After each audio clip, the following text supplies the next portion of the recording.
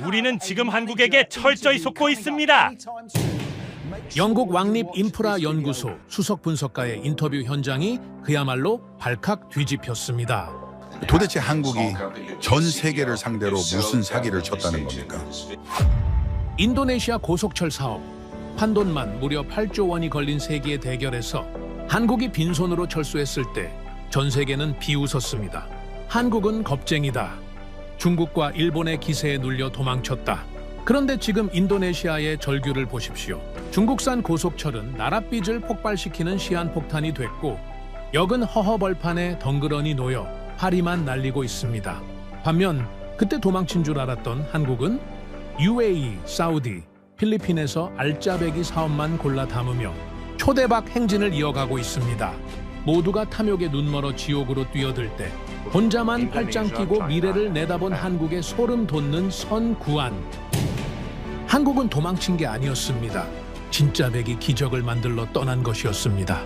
전 세계 전문가들이 한국의 능력에 경악할 수밖에 없었던 통쾌한 반전 스토리. 지금 시작합니다. 그 전에 잠깐 1초 만에 누를 수 있는 좋아요 버튼을 꾹 눌러주시면 영상 제작에 아주 큰 힘이 됩니다. 그럼 바로 시작하겠습니다. 60억 달러입니다. 누가 포기하겠습니까? 동남아 역사상 최대 인프라 사업이었습니다. 자카르타에서 반둥까지 고속철 하나로 4시간 반 걸리던 거리를 40분으로 줄인다는 겁니다. 전 세계가 달려들었죠. 중국은 75% 자금 차관이라는 파격적인 조건을 들고 나왔고 일본은 62억 달러의 최첨단 신칸센 기술을 얹어서 제시했습니다. 프랑스가 손을 들었고 독일이 뒤따랐죠. 모두가 이 황금 노선을 차지하려고 혈안이 되어 있었습니다. 그런데 이상했습니다. 국가 명패들이 줄지어 놓인 그 자리에서 딱 한 곳만 텅 비어 있었죠. 한국이었습니다. 대표단도 없고 서류도 없고 아예 입찰장에 오지도 않았습니다. 저는 속으로 생각했죠. 미쳤습니까? 이 돈을 왜 버립니까? 코웃음이 나왔습니다. 겁쟁이들. 계산만 하다가 기회를 걷어찬 거라고 단정지었죠. 그 코웃음이 제 얼굴로 되돌아오는데 8년이 걸렸습니다. 제 소개를 먼저 드려야겠군요. 저는 마이클 스톤, 영국 런던 출신의 국제 인프라 분석가입니다. 22년 동안 이 바닥에서 살아왔죠. 철도, 항만, 전력, 초대형 인프라의 사업성과 부채 구조, 계약 리스크를 분석하는 게 제 일입니다. 영국 국방 싱크탱크에서 시작해서 다자개발은행 자문까지 수백 개의 입찰장을 직접 봐왔습니다. 그런데 이렇게 큰 판에서 스스로 빠진 나라는 난생 처음이었습니다. 도대체 뭘 생각한 겁니까? 그날 입찰장 분위기를 말씀드리죠. 자카르타 컨벤션 센터 대회의장이었습니다. 천장에는 샹들리에가 휘황찬란하게 빛나고 있었고 각국 대표단들은 양복을 빳빳하게 차려입고 앉아 있었죠. 카메라 플래시가 쉴 새 없이 터졌고 기자들은 세기의 대결이라며 흥분해 있었습니다. 인도네시아 정부 관료들은 상기된 표정으로 악수를 나눴고 회의장 전체가 돈 냄새로 가득 차 있었죠. 저는 옵서버 자격으로 맨 뒷줄에 앉아 있었습니다. 제 옆에는 월스트리트에서 온 투자 분석가 제임스가 있었는데 그 친구가 제 옆구리를 쿡 찌르며 물었죠. 마이클, 한국은 왜 안 왔어? 저는 어깨를 으쓱하며 대답했습니다. 겁먹은 거겠지. 중국이랑 일본 사이에서 샌드위치 될 바에야 빠지는 게 낫다고 판단한 거야. 제임스가 고개를 끄덕였죠. 그래도 이 규모면 한번 도전해볼 만하지 않아? 60억 달러잖아. 저는 피식 웃었습니다. 한국은 항상 그래. 계산만 하다가 타이밍을 놓치지. 인프라는 타이밍이야. 지금 안 들어오면 영원히 못 들어와. 그때까지만 해도 저는 제 판단에 한치의 의심도 없었습니다. 22년 경력이 저를 오만하게 만들었던 거죠. 빈자리 하나가 무슨 의미를 가지는지, 그 침묵이 어떤 계산의 결과인지 저는 전혀 읽어내지 못했습니다. 입찰은 예상대로 흘러갔습니다. 중국이 먼저 나섰죠. 중국 대표단 단장이 연단에 올라서서 또박또박 말했습니다. 우리는 총 사업비의 75%를 자금 지원하겠습니다. 인도네시아 정부의 재정 부담을 최소화하겠습니다. 회의장이 술렁였습니다. 75%라니.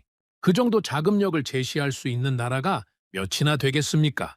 인도네시아 정부 관료들 표정이 눈에 띄게 밝아졌죠. 돈 걱정 없이 고속철을 깔 수 있다는 얘기니까요. 일본 대표단은 긴장한 기색이 역력했습니다. 일본 대표가 방역에 나섰죠. 우리는 62억 달러를 제안합니다. 신칸센의 안전 기술과 정시 운행 노하우를 함께 제공하겠습니다. 50년간 단 한 건의 사망 사고도 없었던 기술력입니다. 기술력으로는 일본이 앞섰습니다. 하지만 숫자 앞에서 기술은 힘을 잃었죠. 75% 자금 지원이라는 중국의 카드가 너무 강력했습니다. 저는 속으로 생각했습니다. 게임은 끝났군. 돈이 기술을 이기는 순간을 또 한 번 목격하는구나. 그런데 이상한 점이 있었습니다. 저는 직업적으로 숫자를 의심하는 사람입니다. 75% 자금 지원이라는 말이 너무 좋게만 들렸죠. 공짜 점심은 없습니다. 그렇게 큰 돈을 대주면서 뭘 가져가려는 건지 그게 궁금했습니다. 입찰이 끝나고 복도에서 제임스를 다시 만났습니다. 그가 물었죠. 마이클, 중국이 가져가겠지? 저는 고개를 끄덕였습니다. 10중 8구, 75%를 이길 수 있는 건 없어. 근데 좀 이상하지 않아? 그 돈을 왜 대주는 거야? 저는 잠시 생각했습니다. 그리고 대답했죠. 1대1로야. 중국은 동남아의 발판을 깔고 싶은 거지. 철도는 그냥 시작일 뿐이야. 제임스가 눈썹을 치켜 올렸습니다. 그럼 인도네시아는 좋은 거 아니야? 돈도 받고 철도도 깔고. 그때 저는 그렇게 생각했습니다. 인도네시아가 좋은 거래를 한 거라고요. 얼마나 순진했는지 모릅니다. 싸게 보이는 계약이 가장 비싼 계약이라는 걸 저는 그때 몰랐습니다. 며칠 뒤 결과가 발표됐습니다. 예상대로 중국이 60억 달러의 수주를 따냈죠. 인도네시아 정부 청사 앞에서 양국 관료들이 악수를 나눴고 플래시 세례가 쏟아졌습니다. 뉴스 헤드라인은 온통 축하 일색이었죠. 동남아 최초의 고속철, 새로운 역사의 시작, 이런 문구들이 넘쳐났습니다. 저는 호텔 방에서 노트북을 열고 메모를 정리했습니다. 그날 밤 제가 쓴 메모가 아직도 남아있죠. 한국 이번 판에서 패배. 도망친 국가에게 기회는 없다. 그 메모를 쓰면서 저는 한국을 완전히 지워버렸습니다. 관심 목록에서 삭제했죠.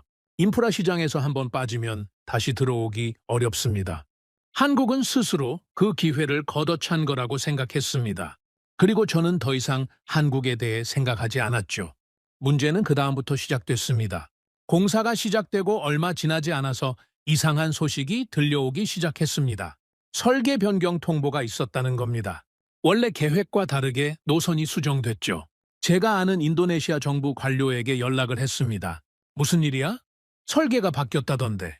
그가 한숨을 쉬며 말했습니다. 지질 조사 결과가 예상과 달랐어.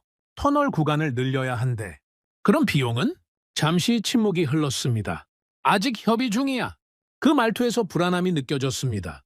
협의 중이라는 말은 보통 좋은 소식이 아니죠. 저는 본능적으로 뭔가 잘못되고 있다는 걸 감지했습니다. 몇 달 뒤 다시 소식이 들려왔습니다. 공사비가 늘어났다는 겁니다. 처음 60억 달러였던 사업비가 어느새 65억 달러가 됐죠. 저는 눈을 의심했습니다. 아직 착공한 지 얼마 되지도 않았는데 벌써 5억 달러가 늘었다고요? 그게 끝이 아니었습니다. 노선 변경이 또 있었습니다. 역 위치가 바뀌었죠.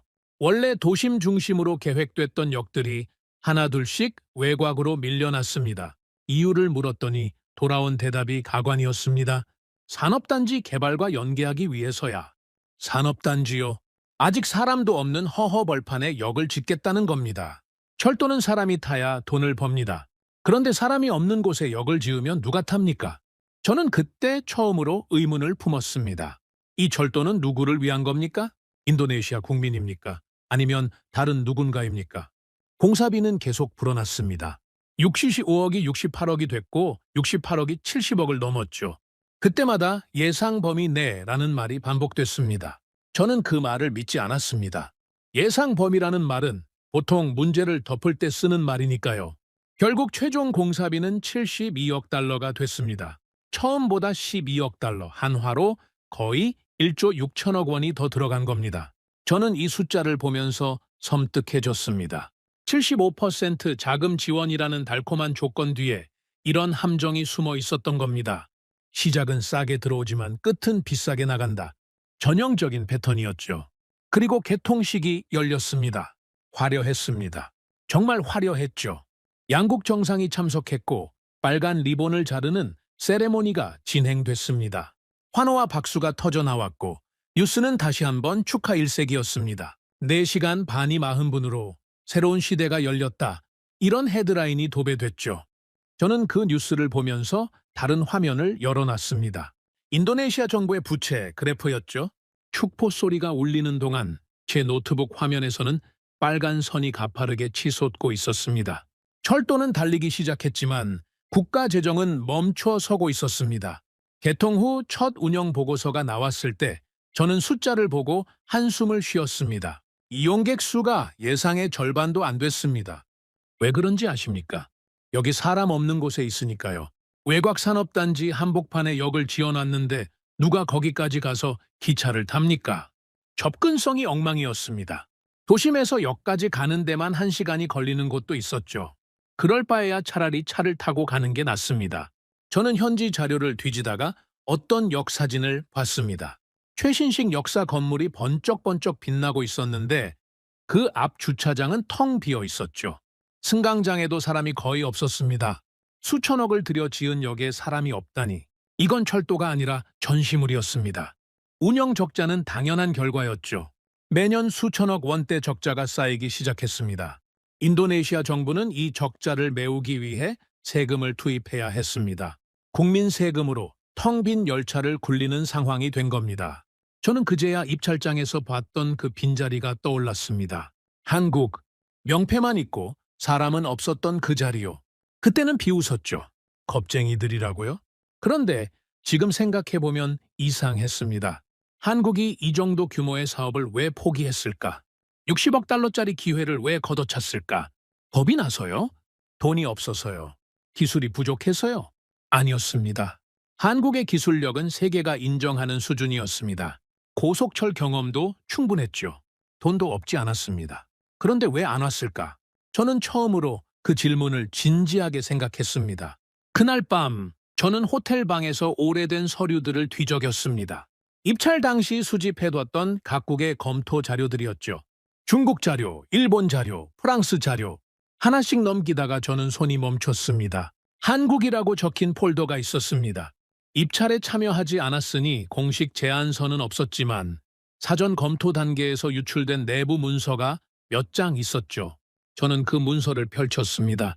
그리고 첫 줄을 읽는 순간 온몸에 소름이 돋았습니다. 그 문서에는 이렇게 적혀 있었습니다. 수요 예측 불확실. 역 위치 산업단지 중심으로 일반 이용객 접근성 부족. 정부 보증 의존 구조로 장기 부채 리스크 과다. 한국은 이미 알고 있었던 겁니다. 우리가 8년에 걸쳐 깨달은 것을 그들은 시작하기 전에 계산해버렸습니다. 도망친 게 아니었습니다. 무너질 길을 미리 본 겁니다. 저는 그 문서를 손에 쥔 채 한참을 멍하니 앉아 있었습니다. 22년 경력이 무색했죠. 저는 누가 들어왔는지만 봤습니다. 누가 빠졌는지는 보지 않았습니다. 들어오는 건 용기고 빠지는 건 비겁함이라고 단정지었죠. 하지만 세상은 그렇게 단순하지 않았습니다. 그날 밤 저는 오래전에 썼던 메모를 찾아냈습니다. 한국, 이번 판에서 패배. 도망친 국가에게 기회는 없다. 저는 그 메모를 한참 들여다봤습니다. 그리고 천천히 찢어버렸죠. 이건 도망이 아니었습니다. 한국은 시작하지 않은 겁니다. 시작하지 않은 것과 도망친 것은 완전히 다릅니다. 시작하지 않으려면 용기가 필요합니다. 모두가 달려들 때 혼자 뒤로 빠지는 용기 말입니다. 그 용기를 저는 비겁함으로 오해했습니다. 한국은 왜 이 사업에 참여하지 않았을까? 그 답을 찾기 위해 저는 본격적인 조사를 시작했습니다. 그리고 그 과정에서 저는 제가 알고 있던 모든 것을 다시 생각해야 했습니다. 저는 그날 밤 잠을 이루지 못했습니다. 한국이 남긴 그 검토 문서가 머릿속을 떠나지 않았죠. 수요 예측 불확실, 역 위치 문제, 장기 부채 리스크. 몇 줄 안 되는 문장이었지만 그 안에는 8년 뒤의 결과가 고스란히 예언되어 있었습니다. 우연이었을까요? 아니면 그들은 정말로 미래를 계산해낸 걸까요? 다음 날 아침 저는 커피도 마시지 않고 바로 노트북을 켰습니다. 한국에 대해 다시 조사해야 했죠. 지금까지 저는 한국을 인프라 시장의 이류 국가 정도로 취급해왔습니다. 기술은 있지만 배짱이 없는 나라, 큰 판에는 못 끼는 나라, 그렇게 분류해뒀죠. 그 분류가 완전히 틀렸을 수도 있다는 생각이 들었습니다. 저는 먼저 한국의 해외 인프라 수주 이력을 뒤졌습니다. 그런데 이상한 점이 눈에 띄었죠. 한국은 분명 여러 나라에서 철도와 발전소, 항만 사업을 수주해 왔습니다. 실적이 없는 게 아니었어요. 그런데 유독 이 인도네시아 고속철 사업에서만 빠졌습니다. 왜 이 사업만 피한 걸까요? 저는 당시 입찰 참여국들의 움직임을 다시 추적했습니다. 중국은 공격적으로 나섰죠. 1대1로 정책의 핵심 사업으로 밀어붙였습니다. 일본은 신칸센의 자존심을 걸고 뛰어들었고요. 프랑스와 독일도 동남아 시장 진출에 교두보로 삼으려 했습니다. 모두가 눈에 불을 켜고 달려들었는데 한국만 조용히 물러나 있었던 겁니다. 그때 제 오랜 동료인 피터에게 연락이 왔습니다. 피터는 아시아 인프라 시장 전문가로 서울에서 몇 년간 일한 경험이 있었죠. 저는 그에게 물었습니다. 피터, 한국이 인도네시아 고속철에 왜 안 들어갔는지 알아? 피터가 잠시 생각하더니 대답했습니다. 마이클, 그거 한국 내부에서 꽤 논쟁이 있었던 걸로 알아. 처음에는 참여하려고 했거든. 뭐라고? 처음에는 참여하려고 했다고? 응. 사전 타당성 조사까지 했었어. 그런데 결과가 안 좋게 나왔나 봐. 그래서 철수한 거지. 저는 귀가 번쩍 뜨였습니다. 한국이 처음부터 관심이 없었던 게 아니라 검토를 해보고 나서 빠졌다는 얘기였습니다. 그 차이는 엄청난 거죠. 겁을 먹고 도망친 것과 분석을 하고 철수한 것은 완전히 다른 문제니까요. 그 타당성 조사 자료 구할 수 있을까? 피터가 웃으며 말했습니다. 마이클, 그건 내부 문서야. 쉽지 않을걸? 어떻게든 좀 알아봐줘. 이거 중요해. 피터는 제 목소리에서 절박함을 느꼈는지 알겠다고 했습니다. 며칠 뒤 피터에게서 이메일이 왔죠. 첨부 파일이 하나 달려 있었습니다. 제목은 이랬습니다. 인도네시아 고속철 사업 사전 검토 보고서 요약본. 저는 떨리는 손으로 파일을 열었습니다. 그리고 첫 페이지부터 충격을 받았죠. 한국의 검토 보고서는 제가 예상했던 것보다 훨씬 치밀했습니다. 단순히 수익성만 따진 게 아니었어요. 그들은 이 사업의 모든 리스크를 항목별로 분류해놨습니다. 수요 리스크, 건설 리스크, 운영 리스크, 정치 리스크, 환율 리스크. 각 항목마다 상세한 분석이 붙어 있었죠. 수요 리스크 부분을 보니까 이런 내용이 있었습니다. 현재 제시된 역 위치는 대부분 도심 외곽 산업단지 중심으로 계획됨. 일반 승객의 접근성이 현저히 떨어지며 초기 수요 예측치의 현실성에 의문이 있음. 낙관적 시나리오 기준으로도 손익분기점 도달에 최소 10년 이상 소요될 것으로 추정. 저는 그 문장을 몇 번이나 다시 읽었습니다. 10년 이상이라니.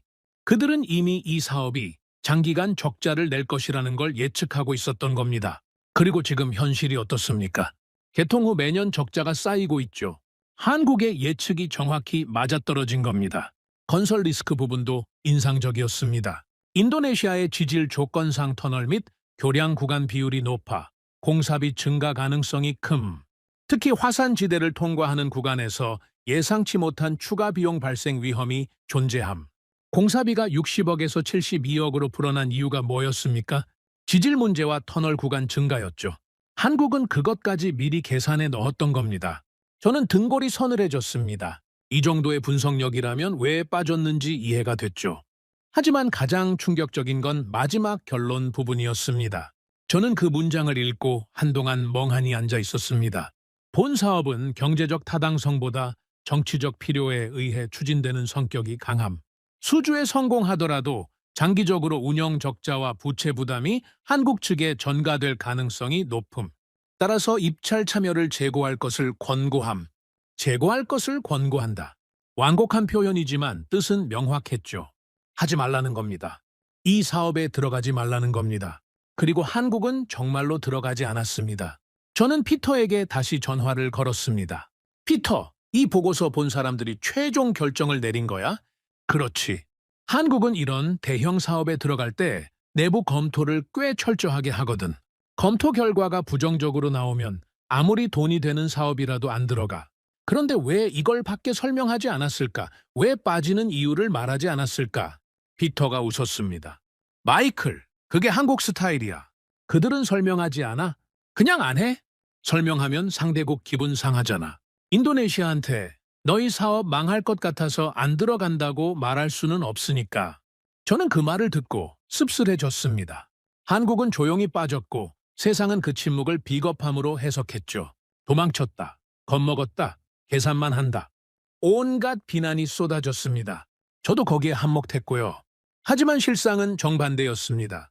한국은 누구보다 정확하게 계산했고 그 계산대로 행동했을 뿐입니다. 저는 그날부터 중국과 한국의 접근 방식을 본격적으로 비교하기 시작했습니다. 이 두 나라가 해외 인프라 사업에 임하는 철학이 완전히 다르다는 걸 알게 됐죠. 중국의 접근법은 간단했습니다. 일단 시작하는 겁니다. 조건이 좋든 나쁘든 리스크가 크든 작든 일단 발을 들여놓습니다. 돈으로 밀어붙이죠. 75% 자금 지원 같은 파격적인 조건을 제시해서 상대국의 저항을 무력화시킵니다. 일단 계약을 따내고 보는 겁니다. 나중에 문제가 생기면 그때 가서 조정하면 된다는 생각이죠. 한국의 접근법은 정반대였습니다. 시작하기 전에 끝을 봅니다. 이 사업이 어떻게 진행될지, 어떤 문제가 생길지, 최종적으로 누가 이득을 보고 누가 손해를 볼지 전부 계산한 다음에 들어갈지 말지를 결정합니다. 계산 결과가 부정적이면 아무리 큰 돈이 걸린 사업이라도 포기합니다. 시작하지 않는 용기를 발휘하는 거죠. 저는 이 차이가 흥미로웠습니다. 두 나라 모두 나름의 논리가 있었죠. 중국은 시장 점유율을 우선시했습니다. 일단 들어가서 자리를 잡으면 나중에 뭔가 기회가 생긴다는 겁니다. 한국은 수익성을 우선시했습니다. 손해보는 장사는 안 한다는 거죠. 어느 쪽이 옳은지는 시간이 지나봐야 알 수 있는 문제였습니다. 그런데 인도네시아 고속철 사업은 그 답을 보여주고 있었죠. 중국은 계약을 땄지만 이익을 얻고 있습니까? 인도네시아 정부는 철도를 얻었지만 행복합니까? 매년 쌓이는 적자, 늘어나는 부채, 텅 빈 객차. 누가 봐도 성공이라고 부르기 어려운 상황이었습니다. 반면 한국은 아무것도 얻지 못했지만 아무것도 잃지 않았죠. 빠진 덕분에 수조 원의 손실을 피한 겁니다. 저는 제 동료들에게 이 이야기를 했습니다. 그런데 반응이 시큰둥하더군요. 마이클, 그래서 한국이 안 들어간 건 그냥 운이 좋았던 거 아니야? 운이 아니야? 계산이었어. 그들은 이렇게 될 줄 알았던 거라고. 에이, 설마. 아무리 분석을 잘해도 미래를 그렇게 정확하게 맞출 수는 없어. 저는 답답했습니다. 한국의 검토 보고서를 직접 보여줘도 사람들은 믿지 않았죠. 그들에게 한국은 여전히 도망친 나라, 겁쟁이 국가였습니다. 한번 붙은 프레임은 쉽게 떨어지지 않는다는 걸 그때 깨달았습니다. 하지만 저는 확신이 생겼습니다. 한국의 판단이 옳았다는 확신 말입니다. 그리고 더 중요한 질문이 떠올랐죠. 한국은 이 사업만 피한 걸까요? 아니면 다른 사업들도 비슷한 기준으로 검토하는 걸까요? 만약 후자라면 한국의 해외 인프라 사업 실적을 전부 다시 봐야 합니다. 저는 본격적인 조사에 들어갔습니다. 한국이 해외에서 수주한 사업들, 그리고 수주하지 않은 사업들을 전부 목록으로 만들었죠. 패턴을 찾고 싶었습니다. 한국이 어떤 기준으로 들어가고 빠지는지 알고 싶었어요. 조사를 하면 할수록 놀라운 사실들이 드러났습니다. 한국은 생각보다 많은 사업에서 빠져 있었습니다. 대부분 다른 나라들이 공격적으로 뛰어든 대형 사업들이었죠. 그리고 그 사업들 중 상당수가 나중에 문제가 됐습니다. 공사비 초과, 운영 적자, 부채 위기. 한국이 피한 사업들은 하나같이 뒤탈이 났습니다. 반면 한국이 들어간 사업들은 대체로 안정적으로 운영되고 있었습니다. 화려하지는 않았지만 꾸준히 수익을 내고 있었죠. 한국은 대박을 노리는 게 아니라 쪽박을 피하는 전략을 쓰고 있었던 겁니다. 성공을 정의하는 방식이 달랐습니다. 남들은 성공을 크게 터뜨리는 것으로 정의했지만 한국은 성공을 안 터지는 것으로 정의했습니다. 이게 무슨 차이인지 아십니까? 인프라 사업에서 한번 크게 실패하면 회복하는 데 수십 년이 걸립니다. 수조 원의 돈이 묶이고 국가 신용도가 떨어지고 정치적 책임 공방이 벌어지죠. 그 비용은 국민들이 세금으로 갚아야 합니다. 한국은 그 위험을 피하는 데 집중한 겁니다. 화려한 성공보다 조용한 안전을 선택한 거죠. 저는 이 발견에 흥분했습니다. 22년 동안 인프라 시장을 봐왔지만 이런 접근법은 처음이었거든요. 대부분의 나라들은 경쟁에서 이기려고 합니다. 더 싼 가격을 제시하고 더 좋은 조건을 내걸고 어떻게든 계약을 따내려고 하죠. 그런데 한국은 경쟁에서 이기는 것보다 경쟁에서 지지 않는 것을 더 중요하게 여기고 있었습니다. 질 것 같은 싸움에는 아예 나서지 않는 겁니다. 처음에는 이게 소극적인 전략이라고 생각했습니다. 배짱이 없는 거라고요. 하지만 인도네시아 고속철 사례를 보고 나니 생각이 바뀌었죠. 이건 소극적인 게 아니라 냉철한 겁니다. 감정을 배제하고 숫자만 보는 겁니다. 돈이 아무리 커 보여도 손해 볼 것 같으면 안 들어가는 겁니다. 그게 얼마나 어려운 일인지 아십니까? 60억 달러가 눈앞에 있는데 안 집어들 수 있는 나라가 몇이나 되겠습니까? 저는 런던으로 돌아와서 보고서를 쓰기 시작했습니다. 제목은 이랬죠. 인도네시아 고속철 사업 중간 평가 예상과 현실의 괴리. 보고서에서 저는 처음으로 한국의 불참 결정을 긍정적으로 평가했습니다. 리스크 관리의 모범 사례라고 썼죠. 보고서를 제출하고 며칠 뒤 상사가 저를 불렀습니다. 마이클, 이 보고서 읽었어. 한국에 대한 평가가 좀 의외더군. 네, 저도 처음에는 한국을 비판적으로 봤습니다. 하지만 자료를 분석해 보니까 그들의 판단이 옳았더군요. 상사가 고개를 끄덕였습니다. 그런데 말이야, 국제사회에서는 아직도 한국을 도망친 나라로 보고 있어. 자네 보고서가 받아들여지기 쉽지 않을 거야. 알고 있습니다. 하지만 사실은 사실이니까요. 언젠가는 인정받을 겁니다. 상사가 웃었습니다. 자네, 예전에는 한국을 제일 싫어했잖아. 뭐가 바뀐 거야? 저는 잠시 생각했습니다. 그리고 솔직하게 대답했죠. 제가 틀렸다는 걸 인정하게 됐습니다. 22년 경력이 저를 오만하게 만들었더군요. 빈자리 하나의 의미를 읽어내지 못했습니다. 한국은 도망친 게 아니라 계산한 겁니다. 그 차이를 이제야 알겠습니다. 상사가 제 어깨를 툭 쳤습니다. 요하, 계속 봐봐. 뭔가 더 나올 것 같은 느낌이 드는군. 저는 고개를 끄덕였습니다. 이제 시작이었죠. 한국이 왜 빠졌는지는 알아냈습니다. 하지만 더 큰 질문이 남아 있었습니다. 중국은 왜 들어갔을까요? 그들은 이런 결과를 예상하지 못했을까요? 아니면 알면서도 들어간 걸까요? 그 답을 찾아야 했습니다. 그리고 무엇보다 궁금한 게 있었죠. 인도네시아 고속철은 앞으로 어떻게 될까요? 지금도 적자가 쌓이고 있는데 이게 언제까지 계속될까요? 이 철도가 인도네시아의 축복이 될까요? 저주가 될까요? 그 답은 아직 나오지 않았습니다. 하지만 한 가지는 확실해졌죠. 한국은 도망친 게 아니었습니다. 그들은 무너질 길을 미리 보고 피한 겁니다. 그리고 저는 그걸 8년이 지나서야 깨달았습니다. 부끄러웠죠? 22년 경력이라는 게 이렇게 무색해질 수가 있구나 싶었습니다. 그날 밤 저는 오래된 메모장을 꺼냈습니다. 입찰장에서 썼던 메모들이 빼곡히 적혀 있었죠. 그 중에서 한 줄이 눈에 들어왔습니다. 한국, 겁먹고 도망. 저는 펜을 들어 그 문장을 천천히 지웠습니다. 그리고 새로운 문장을 썼죠. 한국, 계산하고 철수. 가장 현명한 선택. 그 문장을 쓰는 순간 저는 제 안에서 뭔가가 바뀌는 걸 느꼈습니다. 22년 동안 쌓아온 편견의 벽이 조금씩 무너지고 있었죠. 아직 갈 길이 멀었지만 최소한 첫걸음은 뗀 셈이었습니다. 그로부터 몇 달이 지났습니다.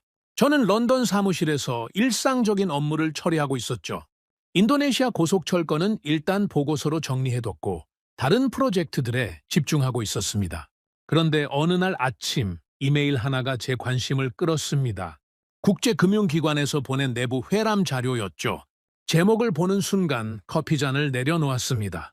인도네시아 자카르타 반둥 고속철 사업, 국가 재정 리스크로 재분류.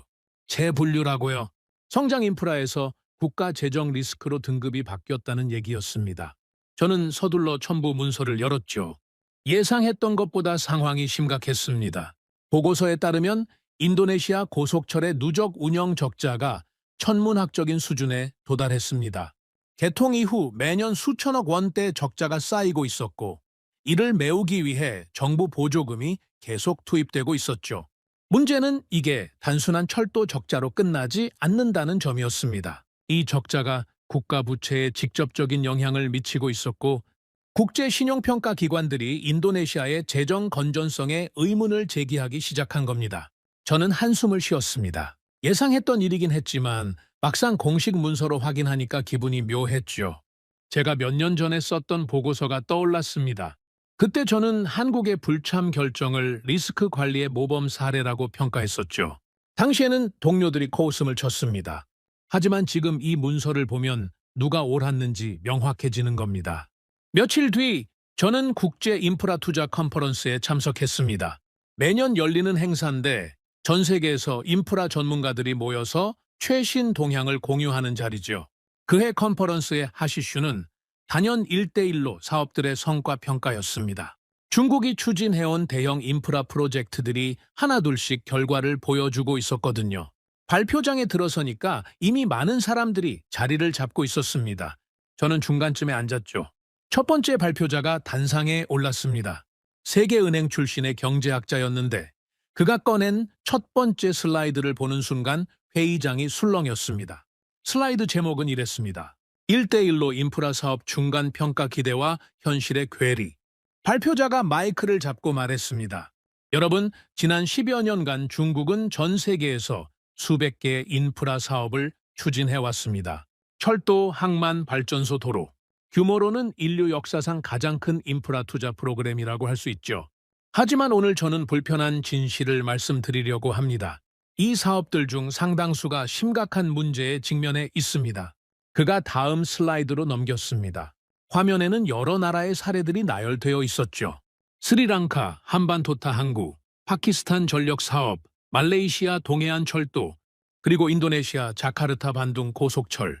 저는 인도네시아 이름이 나오는 순간 몸을 앞으로 기울였습니다. 발표자가 설명을 이어갔습니다. 이 사업들의 공통점이 뭔지 아십니까? 시작할 때는 모두 환호를 받았습니다. 파격적인 자금 지원, 빠른 착공, 화려한 개통식. 하지만 운영이 시작되면서 문제가 터지기 시작했죠. 이용객 부족, 운영 적자, 부채 누적. 일부 국가에서는 이 인프라들이 국가 재정을 위협하는 수준까지 갔습니다. 회의장에서 웅성거리는 소리가 들렸습니다. 발표자가 잠시 멈췄다가 말을 이었죠. 특히 인도네시아 고속철 사례를 보시죠. 이 사업은 동남아 최초의 고속철로 많은 기대를 받았습니다. 하지만 현재 상황은 어떻습니까? 그가 데이터를 보여줬습니다. 예상 이용객 대비 실제 이용객 비율, 연간 운영 적자 규모, 정부 보조금 투입액. 숫자 하나하나가 충격적이었죠. 저는 이미 알고 있던 내용이었지만 이렇게 공식 석상에서 발표되는 걸 보니까 새삼 실감이 났습니다. 발표가 끝나고 질의응답 시간이 됐습니다. 한 참석자가 손을 들었죠.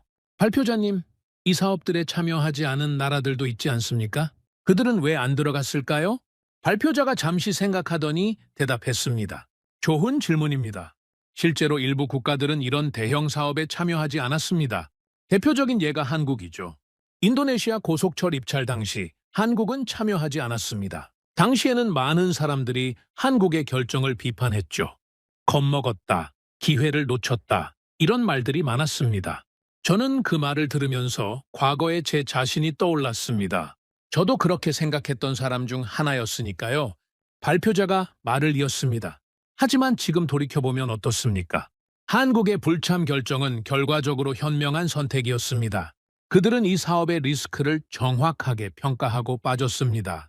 도망친 게 아니라 계산한 겁니다. 회의장 여기저기서 고개를 끄덕이는 사람들이 보였습니다. 분위기가 달라지고 있었죠. 불과 몇 년 전만 해도 한국은 도망친 나라, 겁쟁이 국가였습니다. 그런데 지금은 현명한 선택을 한 나라로 재평가받고 있었습니다.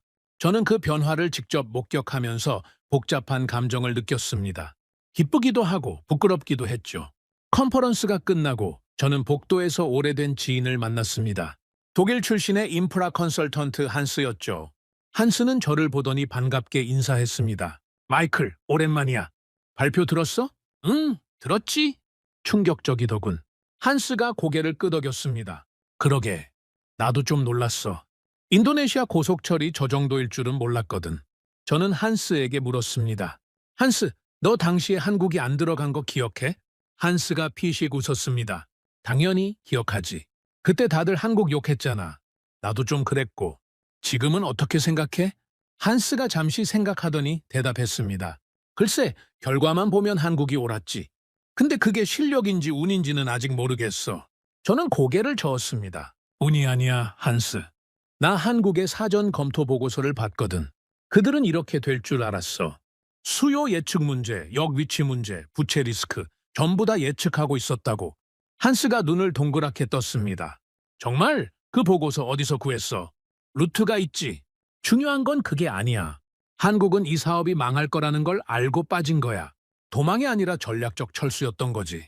한스가 팔짱을 끼며 말했습니다. 그럼 중국은 뭐야? 그들도 바보는 아닐 텐데. 왜 들어간 거지? 그건 저도 궁금했던 부분이었습니다. 중국이 이런 결과를 예상하지 못했을 리가 없습니다. 그들에게도 분명 분석 능력이 있었을 테니까요. 그런데 왜 들어갔을까요? 저는 그 질문에 대한 답을 찾기 위해 더 깊이 파고들어야 했습니다. 며칠 뒤 저는 중국의 해외 인프라 전략에 대한 자료들을 모으기 시작했습니다. 논문, 보고서, 뉴스 기사, 전문가 인터뷰. 읽을 수 있는 건 다 읽었죠. 그리고 점점 그림이 그려지기 시작했습니다. 중국의 전략은 한국과 완전히 달랐습니다. 한국은 개별 사업의 수익성을 중시했지만 중국은 전체 판의 크기를 중시했죠. 쉽게 말해서 한국은 이 사업이 돈이 되느냐를 물었고 중국은 이 사업이 영향력을 키우느냐를 물었던 겁니다. 중국에게 인도네시아 고속철은 단순한 철도 사업이 아니었습니다. 동남아시아에 발을 들여놓는 교두보였죠. 이 철도가 적자를 내더라도 중국은 인도네시아와의 관계를 강화하고 동남아 시장에서의 입지를 넓힐 수 있었습니다. 장기적인 지정학적 이익을 위해 단기적인 경제적 손실을 감수한 겁니다. 문제는 그 손실을 누가 지느냐였습니다. 중국은 자금을 댔지만 운영 적자는 인도네시아 정부 몫이었죠.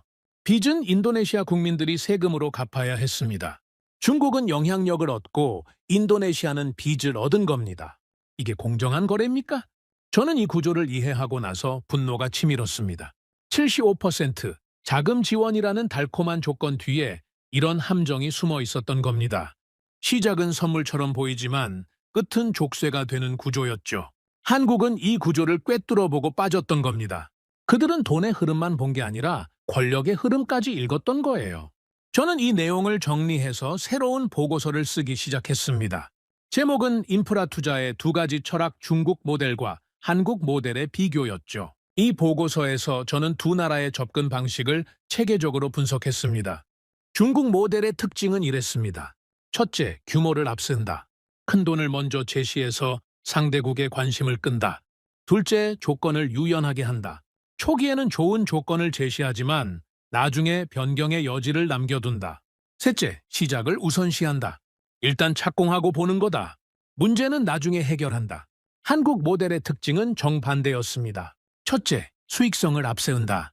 돈이 안 되면 안 들어간다. 둘째, 조건을 엄격하게 한다.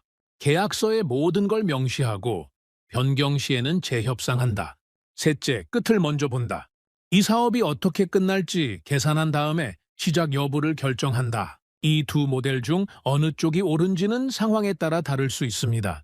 하지만 인도네시아 고속철 사례에서는 답이 명확했죠. 중국 모델은 실패했고 한국 모델은 그 실패를 피했습니다. 보고서를 쓰면서 저는 한 가지 더 깨달은 게 있었습니다. 한국의 강점은 기술이 아니었습니다. 물론 한국의 기술력도 세계적인 수준이었지만 그보다 더 중요한 건 판단력이었죠. 언제 들어가고 언제 빠질지를 아는 능력, 그게 한국의 진짜 경쟁력이었습니다. 저는 이걸 전략적 절제라고 이름 붙였습니다. 할 수 있는데 안 하는 능력이죠. 대부분의 나라들은 기회가 오면 일단 잡으려고 합니다. 나중에 후회하더라도 일단 들어가는 거죠. 하지만 한국은 달랐습니다. 기회가 와도 그게 진짜 기회인지 함정인지를 먼저 분석했습니다. 함정이라고 판단되면 아무리 달콤해 보여도 손을 대지 않았죠. 이게 얼마나 어려운 일인지 아십니까? 60억 달러가 눈앞에 있는데 안 집는 겁니다. 모든 언론이 기회라고 떠들고 경쟁국들이 달려드는데 혼자 뒤로 빠지는 겁니다. 비난을 감수해야 하고 오해를 받아들여야 합니다. 그래도 자기 판단을 믿고 물러서는 겁니다. 그게 진짜 용기입니다. 보고서를 완성하고 나서 저는 상사에게 제출했습니다. 상사가 읽더니 고개를 끄덕였죠. 마이클, 이거 좋은데 관점이 신선해. 감사합니다. 사실 이 보고서 쓰면서 제 자신도 많이 반성했습니다. 상사가 물었습니다. 뭘 반성했는데? 저는 오랫동안 인프라 시장을 크기로만 봤습니다. 누가 더 큰 사업을 따내느냐, 누가 더 많은 돈을 투자하느냐, 그게 성공의 기준이라고 생각했죠. 하지만 틀렸습니다. 진짜 성공은 크게 터뜨리는 게 아니라 안 터지는 겁니다. 한국은 그걸 알고 있었고 저는 몰랐습니다. 상사가 웃었습니다. 자네도 나이가 드니까 철이 드는군. 22년이나 걸렸습니다. 부끄럽죠? 상사가 제 보고서를 내려놓으며 말했습니다. 이 보고서 다음 주 이사회에서 발표해봐. 반응이 궁금하군. 저는 고개를 끄덕였습니다. 드디어 제 생각을 공식적으로 발표할 기회가 온 겁니다. 떨리기도 하고 기대되기도 했죠. 한국에 대한 평가가 바뀌는 순간을 직접 만들 수 있을지도 모른다는 생각이 들었습니다. 이사회 발표 전날 밤, 저는 호텔 방에서 발표 자료를 최종 점검했습니다. 슬라이드를 넘기다가 한 장에서 멈췄죠. 입찰장 사진이었습니다. 국가 명패들이 줄지어 있고 각국 대표단이 앉아있는 사진이요. 저는 그 사진을 한참 들여다봤습니다. 한국 자리는 비어 있었죠. 그 빈자리가 이제는 다르게 보였습니다. 예전에는 그 빈자리가 겁쟁이의 흔적으로 보였습니다. 기회를 놓친 바보들의 자리로 보였죠. 하지만 지금은 달랐습니다. 그 빈자리는 용기의 흔적이었습니다. 모두가 달려들 때 혼자 물러설 수 있는 용기, 비난을 감수하면서도 자기 판단을 지킬 수 있는 용기의 흔적이었죠. 저는 발표 자료 마지막에 이 사진을 넣었습니다. 그리고 밑에 한 줄을 추가했죠. 이 빈자리는 도망의 흔적이 아닙니다. 가장 현명한 선택의 흔적입니다. 다음날 이사회에서 발표를 마쳤을 때 회의실은 잠시 조용했습니다. 저는 긴장되는 마음으로 반응을 기다렸죠. 그리고 한 임원이 먼저 입을 열었습니다. 마이클, 인상적인 분석이었어. 한국을 이런 각도로 본 적이 없었는데 다른 임원도 말했습니다. 우리도 프로젝트 평가 기준을 다시 생각해봐야 할 것 같군. 규모만 볼 게 아니라 리스크 관리 능력도 봐야 해. 저는 안도의 한숨을 쉬었습니다. 제 메시지가 전달된 것 같았죠. 물론 이 자리에 있는 몇 사람의 생각을 바꾼 것뿐이었습니다. 국제사회 전체의 인식을 바꾸려면 아직 갈 길이 멀었죠. 하지만 시작이었습니다. 한국에 대한 재평가의 시작이었습니다. 회의가 끝나고 사무실로 돌아오는 길에 저는 생각했습니다. 한국은 왜 이런 전략을 가지게 됐을까? 어쩌다가 이렇게 신중한 판단력을 갖추게 된 걸까? 그건 하루아침에 생긴 게 아닐 겁니다. 수십 년에 걸친 경험과 학습의 결과겠죠. 어쩌면 과거의 뼈아픈 실패를 겪었을 수도 있습니다. 그 실패에서 교훈을 얻어서 지금의 시스템을 만들었을 수도 있고요. 저는 한국에 대해 더 알고 싶어졌습니다. 그들의 의사결정 시스템이 어떻게 작동하는지, 어떤 기준으로 사업을 평가하는지, 누가 최종 결정을 내리는지, 이 모든 게 궁금해졌죠. 언젠가 기회가 되면 직접 한국에 가서 확인해보고 싶었습니다. 그날 밤, 저는 오랜만에 편안한 마음으로 잠자리에 들었습니다. 22년 경력 중 가장 큰 깨달음을 얻은 것 같았죠. 성공은 크게 이기는 게 아니라 지지 않는 것이다. 용기는 달려드는 게 아니라 물러설 줄 아는 것이다. 한국은 그걸 알고 있었고 저는 이제야 배웠습니다. 하지만 이야기는 여기서 끝이 아니었습니다. 인도네시아 고속철의 운명은 아직 결정되지 않았고 한국의 선택이 가지는 의미도 완전히 드러나지 않았죠. 시간이 더 지나야 했습니다. 그리고 시간은 항상 진실편이라는 걸 저는 곧 다시 확인하게 됩니다. 이사회 발표가 끝나고 몇 주가 지났습니다. 제 보고서는 내부에서 꽤 좋은 반응을 얻었고 일부 동료들은 한국에 대한 시각을 바꾸기 시작했죠. 하지만 저는 뭔가 부족하다는 느낌을 지울 수가 없었습니다. 제가 분석한 건 결과였습니다. 한국이 빠졌고 그 선택이 옳았다는 것. 하지만 정작 중요한 질문에는 답하지 못했죠. 한국은 어떻게 그런 판단을 내릴 수 있었을까? 그들의 머릿속에서는 무슨 일이 벌어지고 있었던 걸까? 마침 기회가 왔습니다. 싱가포르에서 열리는 아시아 인프라 포럼에 한국 대표단이 참석한다는 소식을 들었죠. 저는 바로 항공권을 예약했습니다. 포럼 첫날, 저는 행사장을 돌아다니면서 한국 대표단 명단에 있던 사람을 찾았습니다. 김정호라는 이름이었죠. 한국정책연구원 소속으로 해외 인프라 사업 평가를 담당하는 선임 연구원이었습니다. 점심시간이 다 되어갈 무렵 저는 드디어 그를 발견했습니다. 행사장 한쪽 구석에서 혼자 커피를 마시고 있더군요. 중년의 남성이었는데 안경을 쓰고 서류 뭉치를 들고 있었습니다. 학자 특유의 차분한 분위기가 느껴졌죠. 저는 다가가서 말을 걸었습니다. 실례합니다. 김정호 연구원님이시죠? 저는 마이클 스톤입니다. 영국에서 인프라 분석 일을 하고 있죠. 그가 고개를 들었습니다. 약간 경계하는 눈빛이었죠. 네, 그렇습니다. 실례지만 어떻게 저를 아시죠? 대표단 명단을 미리 확인했습니다. 연구원님께 꼭 여쭈어보고 싶은 게 있어서요. 그의 표정이 살짝 누그러졌습니다. 아, 마이클 스톤 씨. 이름은 들어봤습니다. 최근에 인도네시아 고속철 관련 보고서를 쓰셨죠. 동료가 공유해 줬는데 한국에 대한 평가가 꽤 호의적이더군요.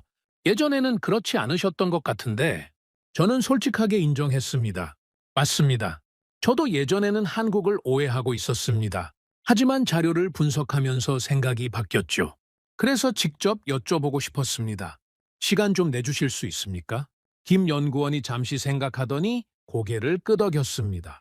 좋습니다. 점심이나 같이 하시죠. 마침 저도 혼자 먹으려던 참이었습니다.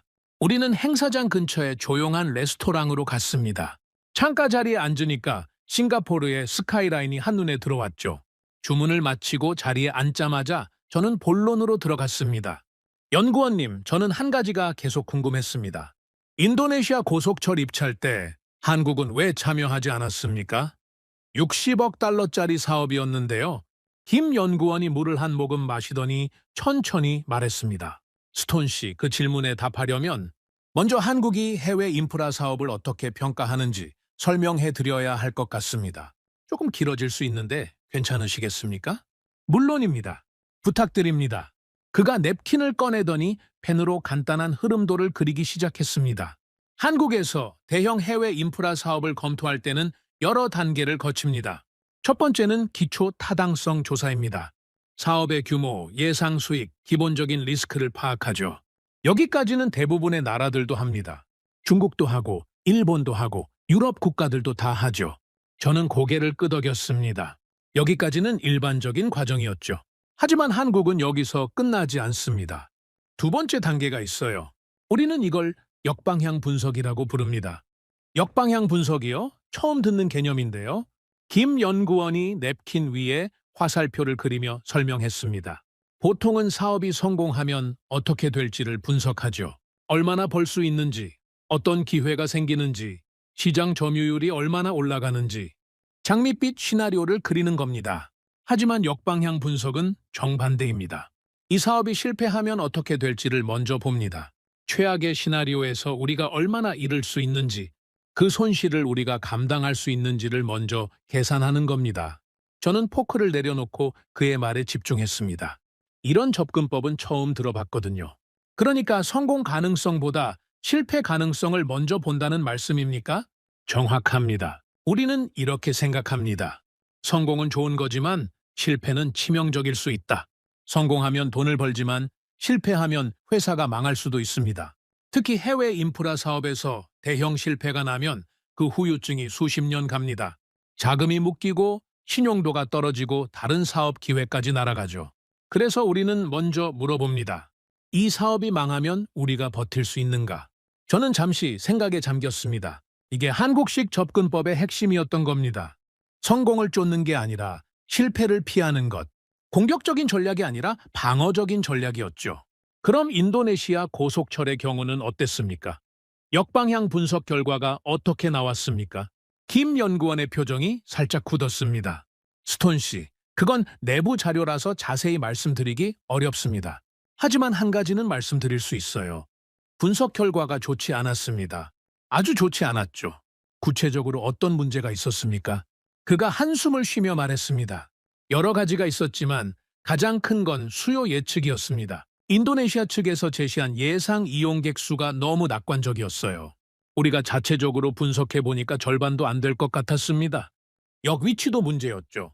도심이 아니라 외곽 산업단지에 역을 짓겠다는 계획이었는데 그러면 일반 승객들이 이용하기 어렵습니다.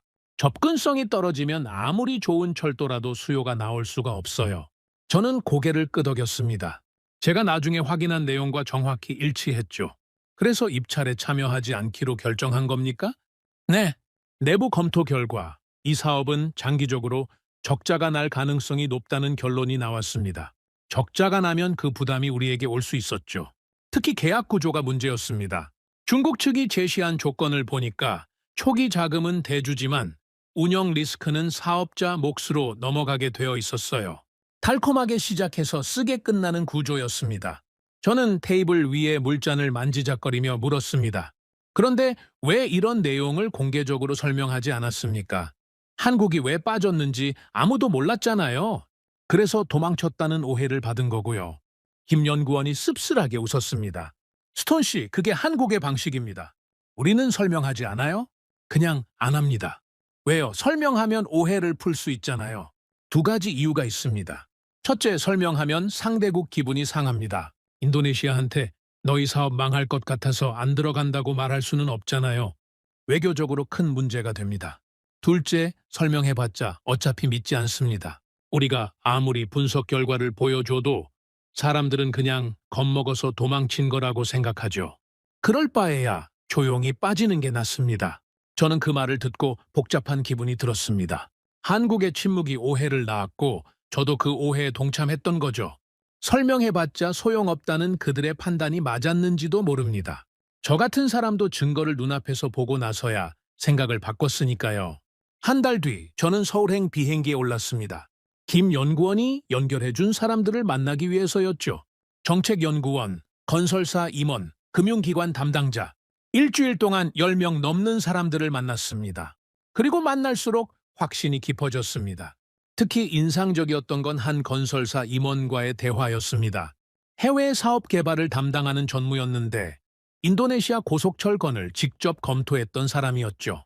우리는 서울 시내가 내려다 보이는 그의 사무실에서 만났습니다.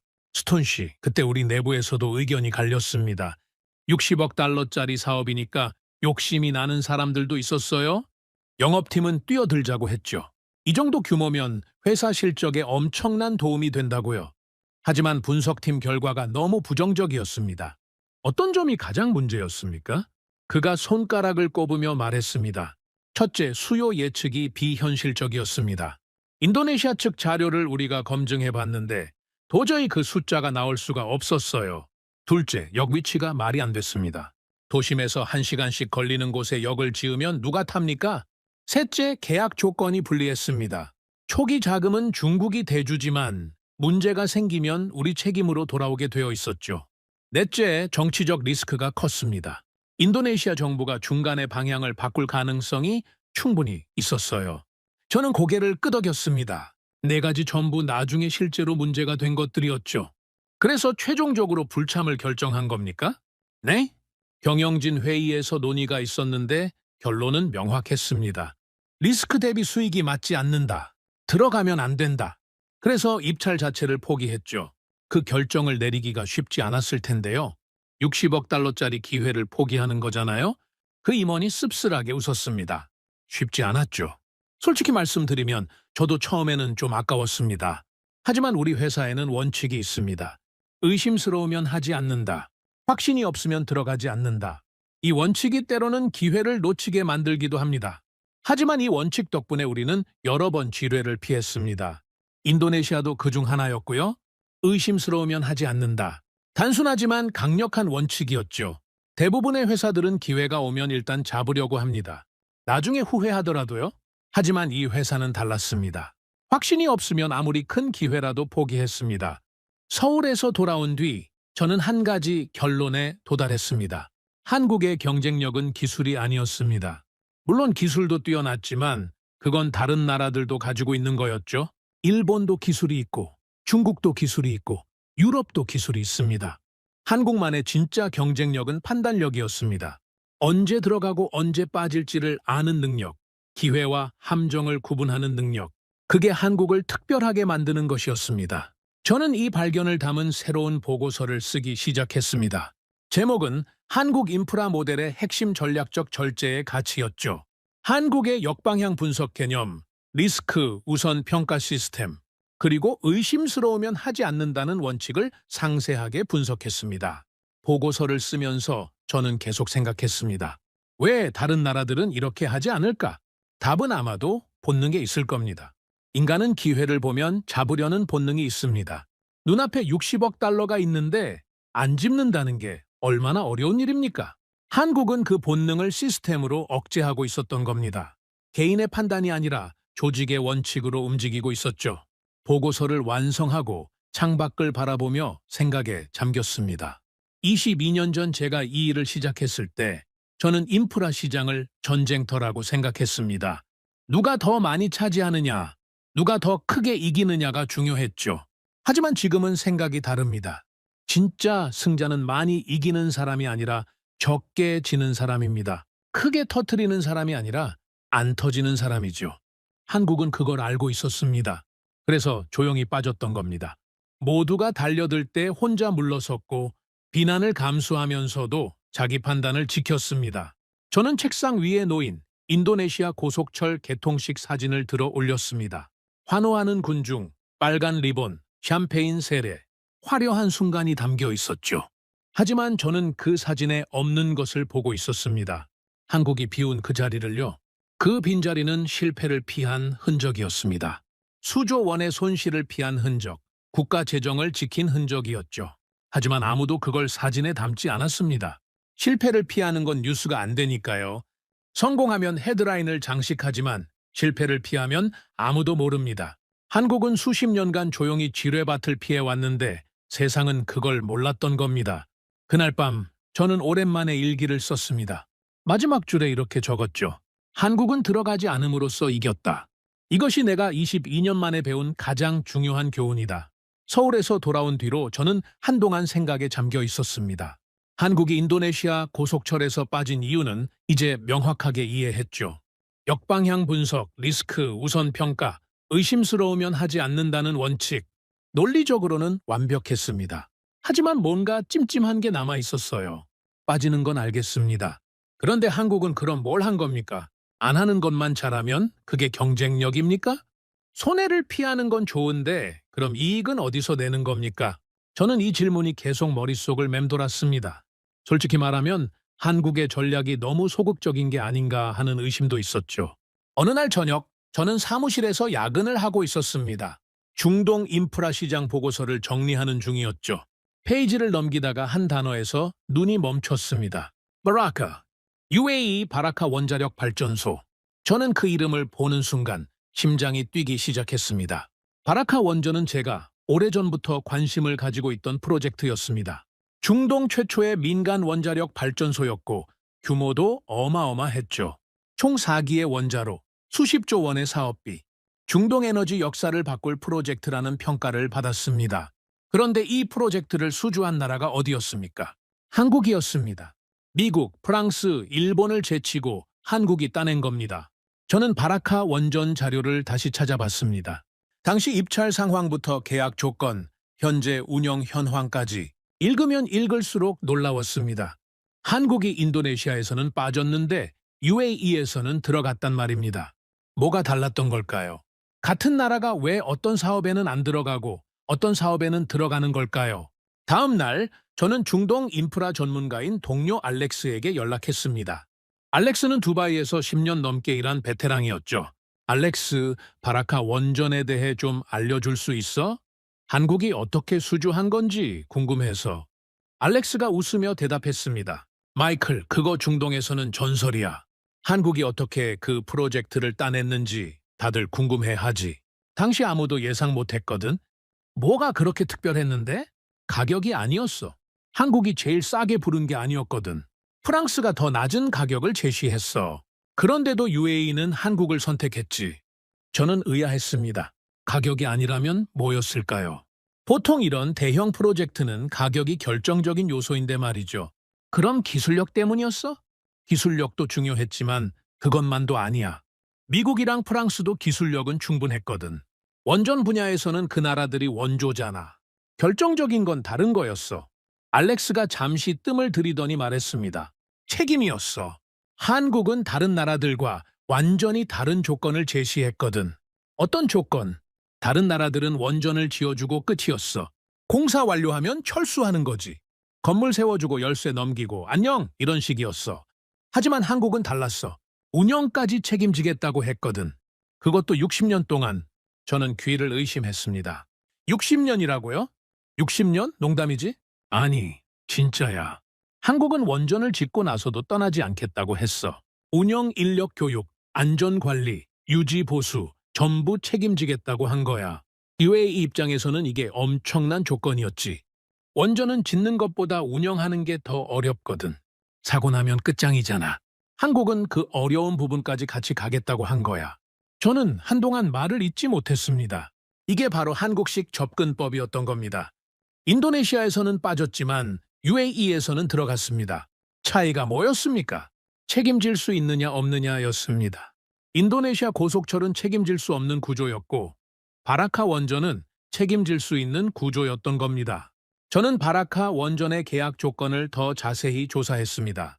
놀라운 내용들이 계속 나왔죠. 첫째, 한국은 차관을 거의 제공하지 않았습니다. 중국식으로 하면 75% 자금 지원 같은 조건을 내걸었겠죠. 달콤한 미끼를 던지는 거예요. 하지만 한국은 그러지 않았습니다. 대신 UAE가 자체 재원으로 투자하게 했고 한국은 기술과 운영 노하우를 제공했습니다. 이게 무슨 차이를 만드는지 아십니까? 차관이 없으면 빚이 없습니다. 빚이 없으면 종속이 없죠. UAE는 원전을 갖게 됐지만 누구에게도 빚지지 않았습니다. 둘째, 한국은 총비용을 통제했습니다. 공사비만 싸게 부르는 게 아니라 앞으로 수십 년간 들어갈 운영비와 유지비까지 계산해서 제시했죠. 겉으로 보기에는 초기 비용이 더 높아 보일 수 있습니다. 하지만 장기적으로 보면 총 비용이 더 낮았어요. 한국은 싸게 시작해서 비싸게 끝나는 게 아니라 적정하게 시작해서 적정하게 끝나는 구조를 만든 겁니다. 셋째, 한국은 인력 교육을 포함시켰습니다. 원전을 운영할 UAE 현지 인력을 직접 훈련시키겠다고 했죠. 한국으로 데려와서 교육하고 현장에서 실습하게 하고 독립적으로 운영할 수 있을 때까지 함께 하겠다고 했습니다. 이건 단순히 발전소를 파는 게 아니었습니다. 발전소를 운영하는 능력을 전수하는 거였죠. 저는 이 내용을 정리하면서 표를 하나 만들었습니다. 중국식 접근법과 한국식 접근법을 비교하는 표였죠. 중국식은 이랬습니다. 돈을 먼저 제시한다. 공사비를 낮게 부른다. 운영은 책임지지 않는다. 결과적으로 상대국의 부채가 남는다. 한국식은 달랐습니다. 책임을 먼저 제시한다. 총 비용을 통제한다. 운영까지 책임진다. 결과적으로 상대국이 자립하게 된다. 이 차이가 결국 어떤 결과를 낳았습니까? 지금 바라카 원전은 UAE 전체 전력의 약 25%를 담당하고 있습니다. 중동에서 가장 안정적인 발전소라는 평가를 받고 있죠. UAE는 원전 덕분에 석유 의존도를 낮출 수 있었고 에너지 자립의 기반을 마련했습니다. 한국이 지어준 원전이 나라의 심장이 된 겁니다. 반면 인도네시아 고속철은 어떻습니까? 매년 적자가 쌓이고 정부 보조금이 들어가고 국가 부채에 부담이 되고 있죠. 같은 시기에 시작된 두 프로젝트가 완전히 다른 결과를 낳은 겁니다. 저는 이 비교를 보면서 한 문장이 머릿속에 떠올랐습니다. 중국은 빚을 남겼고 한국은 나라의 심장을 만들어줬다. 이게 두 나라 인프라 철학의 본질적인 차이였습니다. 며칠 뒤 저는 런던에서 열린 에너지 컨퍼런스에 참석했습니다. 거기서 UAE 에너지부 관계자를 만날 기회가 있었죠. 저녁 리셉션에서 그에게 다가가 말을 걸었습니다. 실례합니다. 저는 마이클 스톤이라고 합니다. 바라카 원전에 대해 여쭈어봐도 될까요? 그가 흥미로운 표정으로 저를 바라봤습니다. 물론이죠. 무엇이 궁금하십니까? 왜 한국을 선택하셨습니까? 미국이나 프랑스 대신에요? 그가 잠시 생각하더니 대답했습니다. 여러 가지 이유가 있었지만 가장 결정적인 건 신뢰였습니다. 한국은 우리에게 약속했어요. 짓고 나서 떠나지 않겠다고. 문제가 생기면 함께 해결하겠다고. 다른 나라들은 그런 약속을 하지 않았습니다. 프랑스가 더 싼 가격을 제시했다고 들었는데요. 그가 고개를 끄덕였습니다. 맞습니다. 초기 비용만 보면 프랑스가 더 낮았죠. 하지만 우리는 초기 비용만 보지 않았습니다. 원전은 60년, 70년을 운영해야 합니다. 그 긴 시간 동안 누가 옆에 있어줄 것인가? 그게 더 중요한 질문이었어요. 한국은 그 질문에 답을 줬습니다. 저는 그 말을 듣고 깊은 인상을 받았습니다. 한국은 가격으로 이긴 게 아니었습니다. 신뢰로 이긴 거였죠. 지금 바라카 원전 운영에 만족하십니까? 그가 미소를 지었습니다. 우리나라 전력의 4분의 1을 담당하고 있습니다. 사고 한 번 없이 안정적으로 돌아가고 있죠. 한국 기술자들이 아직도 현장에서 우리 인력과 함께 일하고 있어요. 처음 약속한 대로요. 만족하냐고요? 이건 우리나라 에너지 역사상 최고의 결정이었습니다. 그가 잠시 멈추더니 덧붙였습니다. 스톤 씨, 중동에서는 한국에 대해 이런 말이 돕니다. 한국은 공사를 수출하지 않는다. 운영 가능한 시스템을 남긴다. 바라카 원전을 보면 그 말이 무슨 뜻인지 알 수 있죠. 저는 그날 밤 호텔 방에서 오래도록 생각에 잠겼습니다. 한국의 전략이 이제 완전히 이해됐습니다. 그들은 아무 사업에나 뛰어들지 않습니다.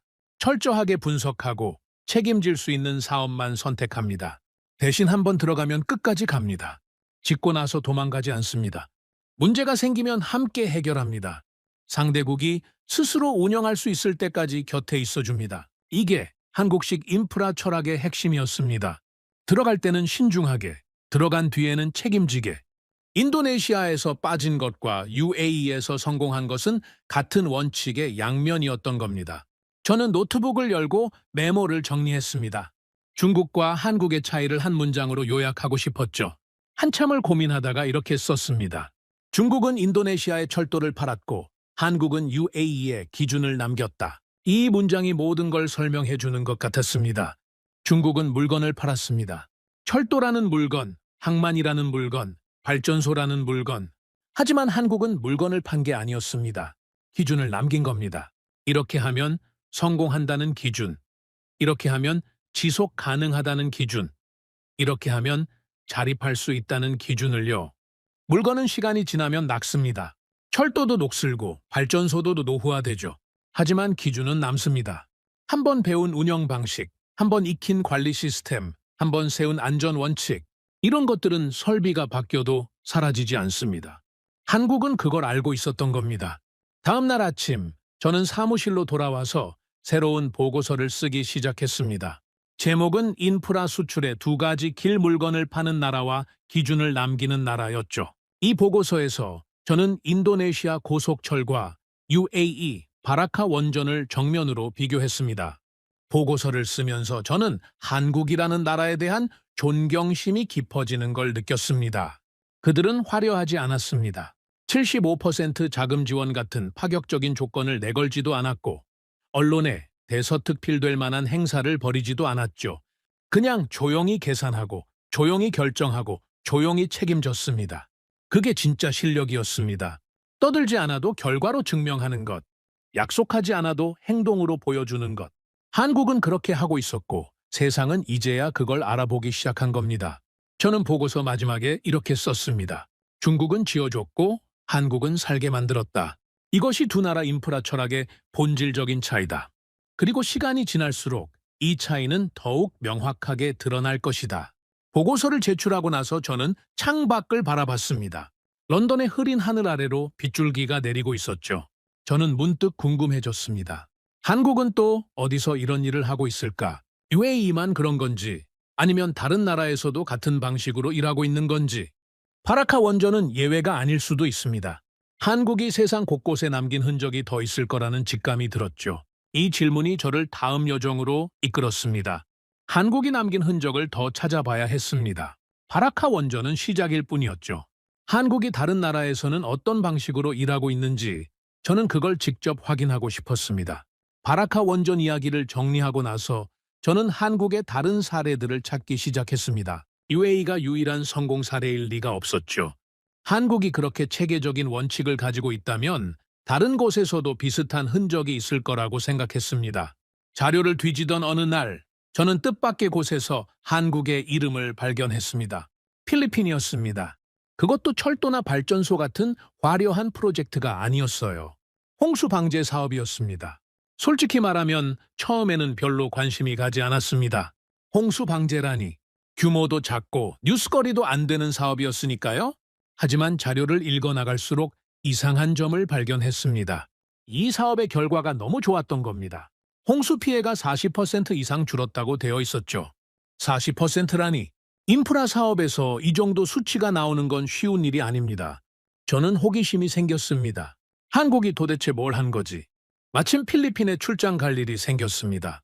마닐라에서 열리는 아시아 개발 포럼이었죠. 저는 이 기회를 놓치지 않기로 했습니다. 포럼 일정 외에 시간을 내서 홍수 방제 사업 현장을 직접 보기로 한 겁니다. 마닐라에 도착한 첫날, 저는 필리핀 공공사업부 관계자를 만났습니다. 김 연구원이 소개해준 사람이었죠. 그의 이름은 호세 산토스, 수자원 관리국 부국장이었습니다. 우리는 마닐라 시내의 한 카페에서 만났습니다.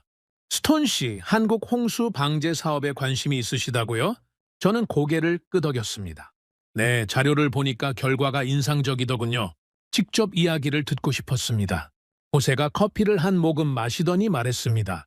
그 사업 얘기를 하려면 먼저 우리가 얼마나 고통받았는지부터 설명해야 할 것 같습니다.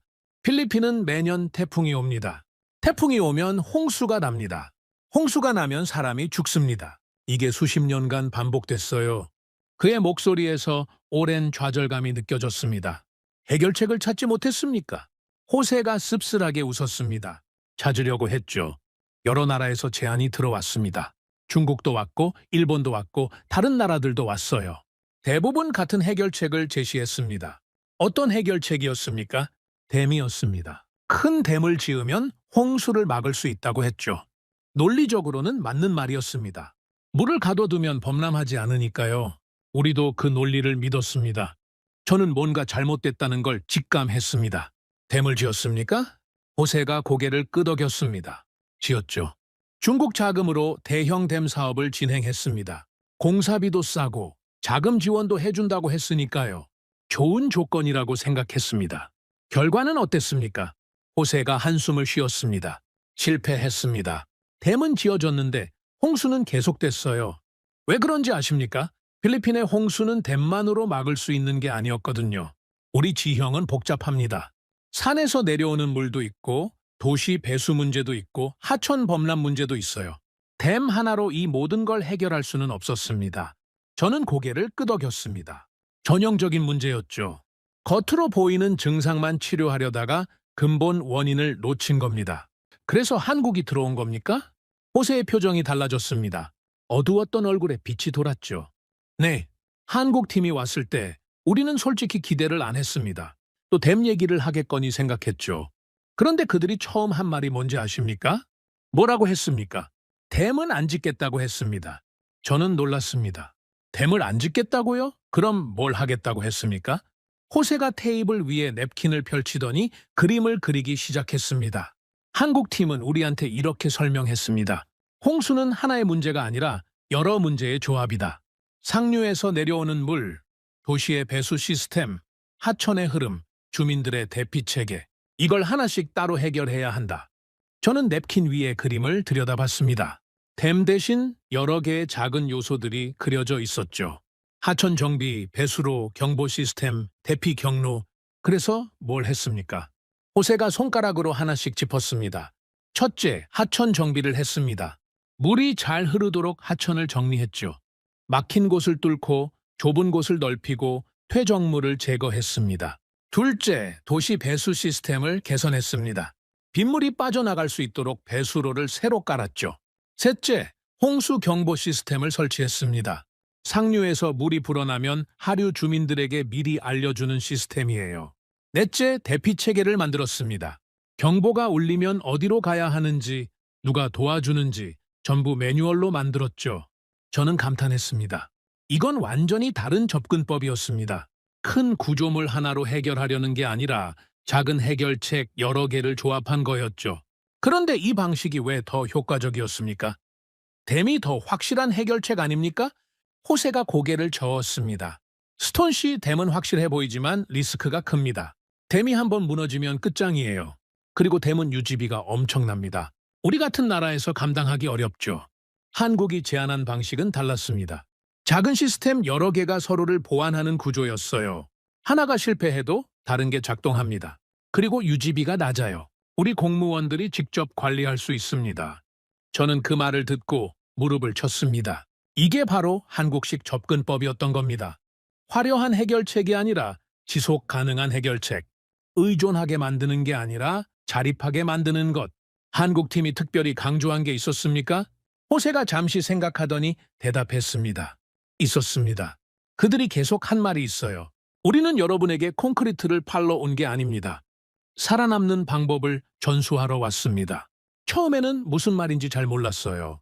하지만 시간이 지나면서 이해하게 됐죠. 어떻게 이해하게 됐습니까? 호세가 창밖을 바라봤습니다. 마닐라의 복잡한 거리가 내려다 보였죠. 한국팀은 시스템만 만들어주고 떠나지 않았습니다. 우리 공무원들을 교육시켰어요. 경보 시스템 어떻게 운영하는지, 하천 정비 어떻게 하는지, 대피 훈련 어떻게 하는지 전부 가르쳐줬습니다. 처음에는 한국 기술자들이 직접 했지만 점점 우리가 할 수 있게 됐어요. 지금은 한국 사람 없이도 우리가 다 운영합니다. 저는 깊은 인상을 받았습니다. 이건 UAE 바라카 원전과 같은 패턴이었습니다. 짓고 나서 떠나지 않는 것. 상대국이 스스로 할 수 있을 때까지 함께하는 것.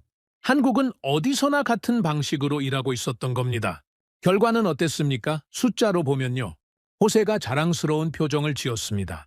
홍수 피해가 40% 이상 줄었습니다. 사망자 수도 크게 감소했고요. 이재민 수도 절반 가까이 줄었습니다. 하지만 제가 더 중요하게 생각하는 건 다른 겁니다. 뭔데요? 유지비입니다. 중국이 지어준 댐은 유지비가 엄청났어요. 우리 예산으로 감당이 안 됐습니다. 결국 관리가 안 돼서 효과가 떨어졌죠. 하지만 한국이 만들어준 시스템은 달라요. 유지비가 낮고 우리 기술로 관리할 수 있습니다. 지속 가능하다는 거죠. 저는 고개를 끄덕였습니다. 지속 가능성. 이게 핵심이었습니다. 아무리 좋은 시스템도 유지할 수 없으면 소용없습니다. 한국은 그걸 알고 있었던 겁니다. 한 가지만 더 여쭤봐도 됩니까? 물론이죠. 한국이 왜 이런 방식을 썼다고 생각하십니까? 댐을 지으면 더 큰 돈을 벌 수 있었을 텐데요. 호세가 잠시 침묵했습니다. 그리고 천천히 대답했죠. 저도 처음에는 그게 궁금했습니다. 나중에 한국 팀장한테 물어봤어요. 왜 댐 안 짓냐고. 그랬더니 그 사람이 뭐라고 했는지 아십니까? 뭐라고 했습니까? 한국도 예전에 홍수로 많이 죽었다고 했습니다. 그래서 치수라는 걸 배웠다고요. 물을 막는 게 아니라 물과 함께 사는 법을 배웠다고 했어요. 그 경험을 필리핀에 전해주고 싶었다고 했습니다.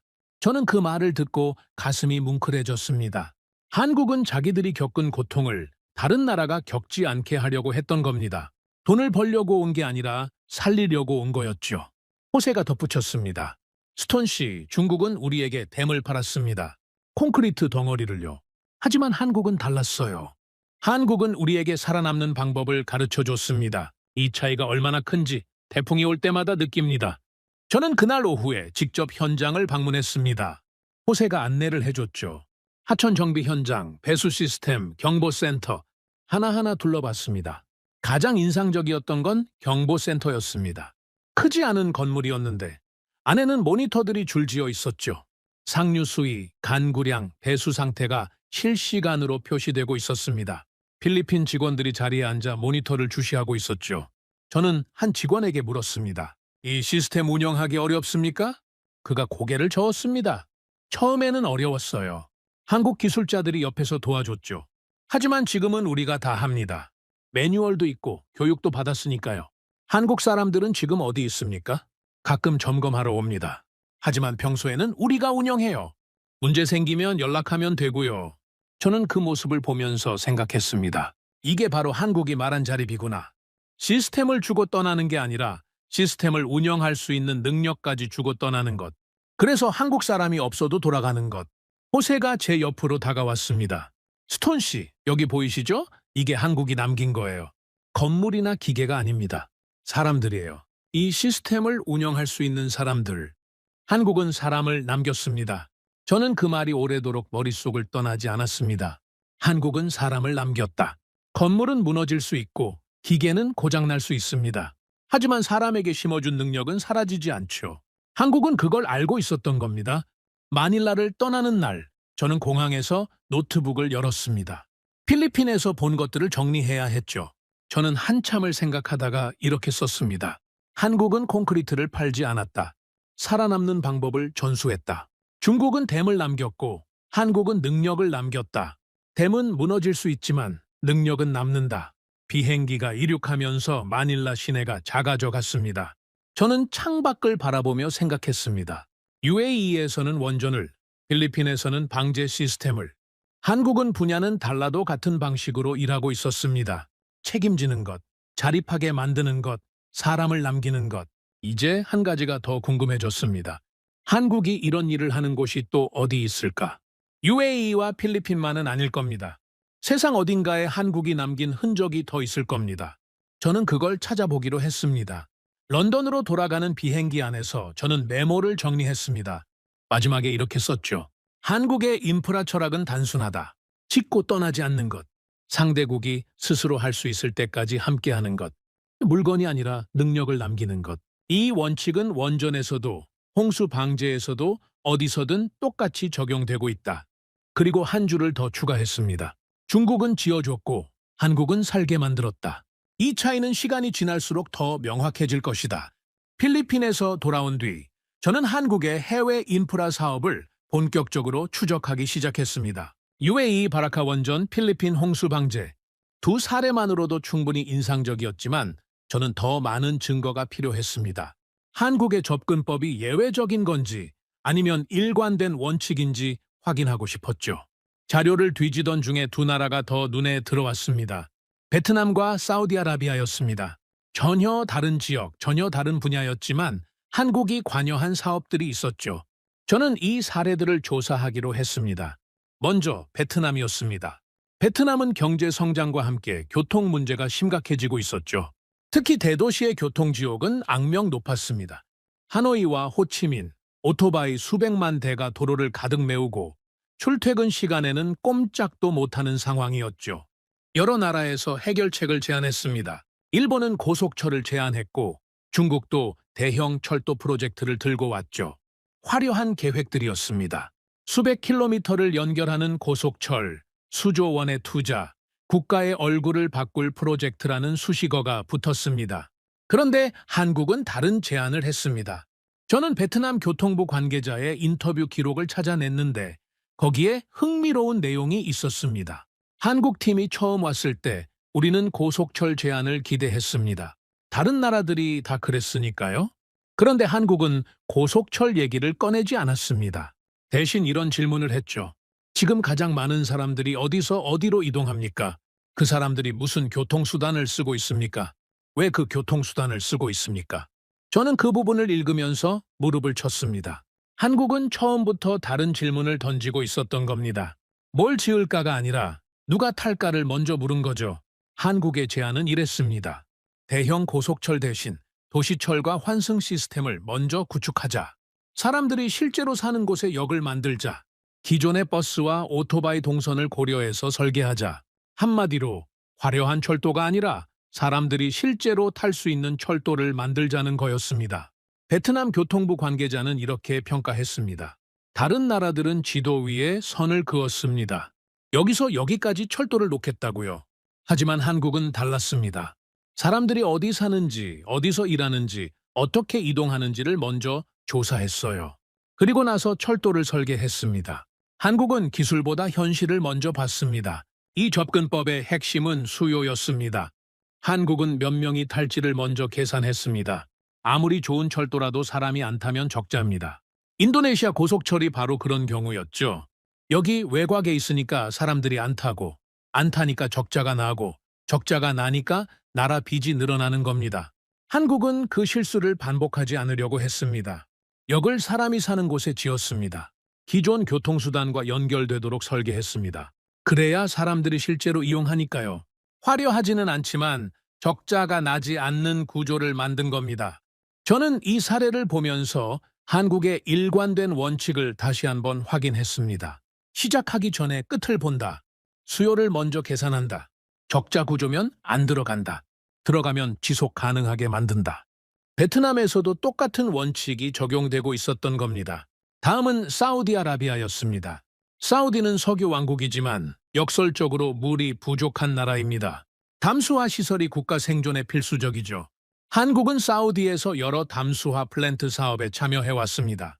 저는 사우디 담수화 사업에 대한 자료를 찾아봤습니다. 그리고 흥미로운 패턴을 발견했죠. 한국이 지은 플랜트들은 다른 나라가 지은 것들과 확연히 다른 특징이 있었습니다. 첫째, 유지비가 낮았습니다. 플랜트는 짓는 것보다 운영하는 게 더 중요합니다. 매일 돌아가야 하고 매일 관리해야 하니까요. 한국은 설계 단계에서부터 유지비를 계산했습니다. 초기 비용이 조금 더 들더라도 장기적으로 유지비가 낮은 구조를 선택했죠. 둘째, 부품을 현지화했습니다. 플랜트가 고장나면 부품을 교체해야 합니다. 그런데 부품을 해외에서 수입해야 하면 시간도 오래 걸리고 비용도 많이 들죠. 한국은 가능한 한 현지에서 구할 수 있는 부품을 사용하도록 설계했습니다. 사우디 현지에서 수리하고 관리할 수 있게 만든 거죠. 셋째, 인력 교육을 포함시켰습니다. 이건 UAE와 필리핀에서도 본 패턴이었습니다. 한국은 플랜트만 지어주고 떠나지 않았습니다. 사우디 현지 인력을 훈련시켰죠. 운영 방법, 유지 보수 방법, 문제 해결 방법 전부 가르쳐줬습니다. 사우디의 한 에너지 관계자가 이런 말을 했다고 합니다. 한국은 공사를 수출하지 않는다. 운영 가능한 시스템을 남긴다. 저는 이 문장을 읽었을 때 소름이 돋았습니다. UAE에서 들은 말과 거의 똑같았거든요. 한국은 어디서든 같은 평가를 받고 있었습니다. 짓고 떠나지 않는 나라, 운영까지 책임지는 나라, 자립할 수 있게 만들어주는 나라. 저는 4개의 사례를 나란히 놓고 비교해봤습니다. UAE 바라카 원전, 필리핀 홍수 방제, 베트남 도시철, 사우디 담수화. 분야도 다르고 규모도 다르고 지역도 다릅니다. 하지만 한국의 접근법은 놀랍도록 일관되어 있었습니다. 모든 사례에서 한국은 같은 질문을 먼저 던졌습니다. 이게 정말 필요한가? 누가 쓸 것인가? 지속 가능한가? 상대국이 스스로 운영할 수 있는가? 이 질문들에 긍정적인 답이 나올 때만 들어갔고 들어가면 끝까지 책임졌습니다. 반면 중국은 어땠습니까? 인도네시아 고속철, 스리랑카 한반도타 항구, 파키스탄 전력 사업. 이 사례들도 나란히 놓고 보면 패턴이 보입니다. 큰 돈을 먼저 제시한다. 빠르게 착공한다. 화려한 개통식을 연다. 그리고 떠난다. 운영은 상대국 몫이다. 문제가 생기면 상대국 책임이다. 두 나라의 차이가 이제 완전히 명확해졌습니다. 중국은 프로젝트를 팔았고 한국은 시스템을 남겼습니다. 중국은 빚을 남겼고 한국은 능력을 남겼습니다. 중국은 지어주었고 한국은 살게 만들었습니다. 이 발견을 정리하던 어느 날 저는 국제금융기관에서 온 이메일을 받았습니다. 정기회의 초대였는데 안건 중 하나가 눈에 띄었습니다. 개발도상국 인프라 투자 기준 재검토라는 제목이었죠. 회의에 참석해보니 분위기가 예사롭지 않았습니다. 여러 나라의 전문가들이 모여 있었는데 주요 의제가 1대1로 사업들의 성과 평가였습니다. 발표자가 슬라이드를 넘기면서 설명했습니다. 지난 10여 년간 추진된 대형 인프라 사업들의 중간 평가 결과입니다. 일부 사업은 성공적으로 운영되고 있지만 상당수가 심각한 문제를 겪고 있습니다. 운영 적자, 이용률 저조, 국가 부채 증가.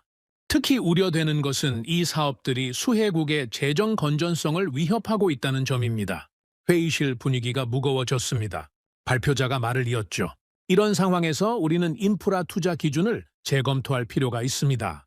단순히 규모나 초기 비용만 볼 게 아니라 장기적인 지속 가능성, 운영 계획, 수혜국의 자립 가능성까지 평가해야 합니다. 그때 한 참석자가 손을 들었습니다.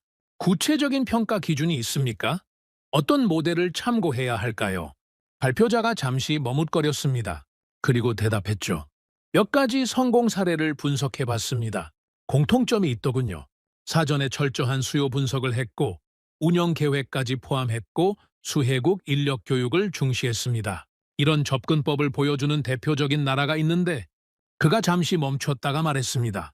한국입니다. 회의실이 술렁였습니다. 저는 속으로 미소를 지었죠. 드디어 세상이 알아보기 시작한 겁니다. 발표자가 설명을 이어갔습니다.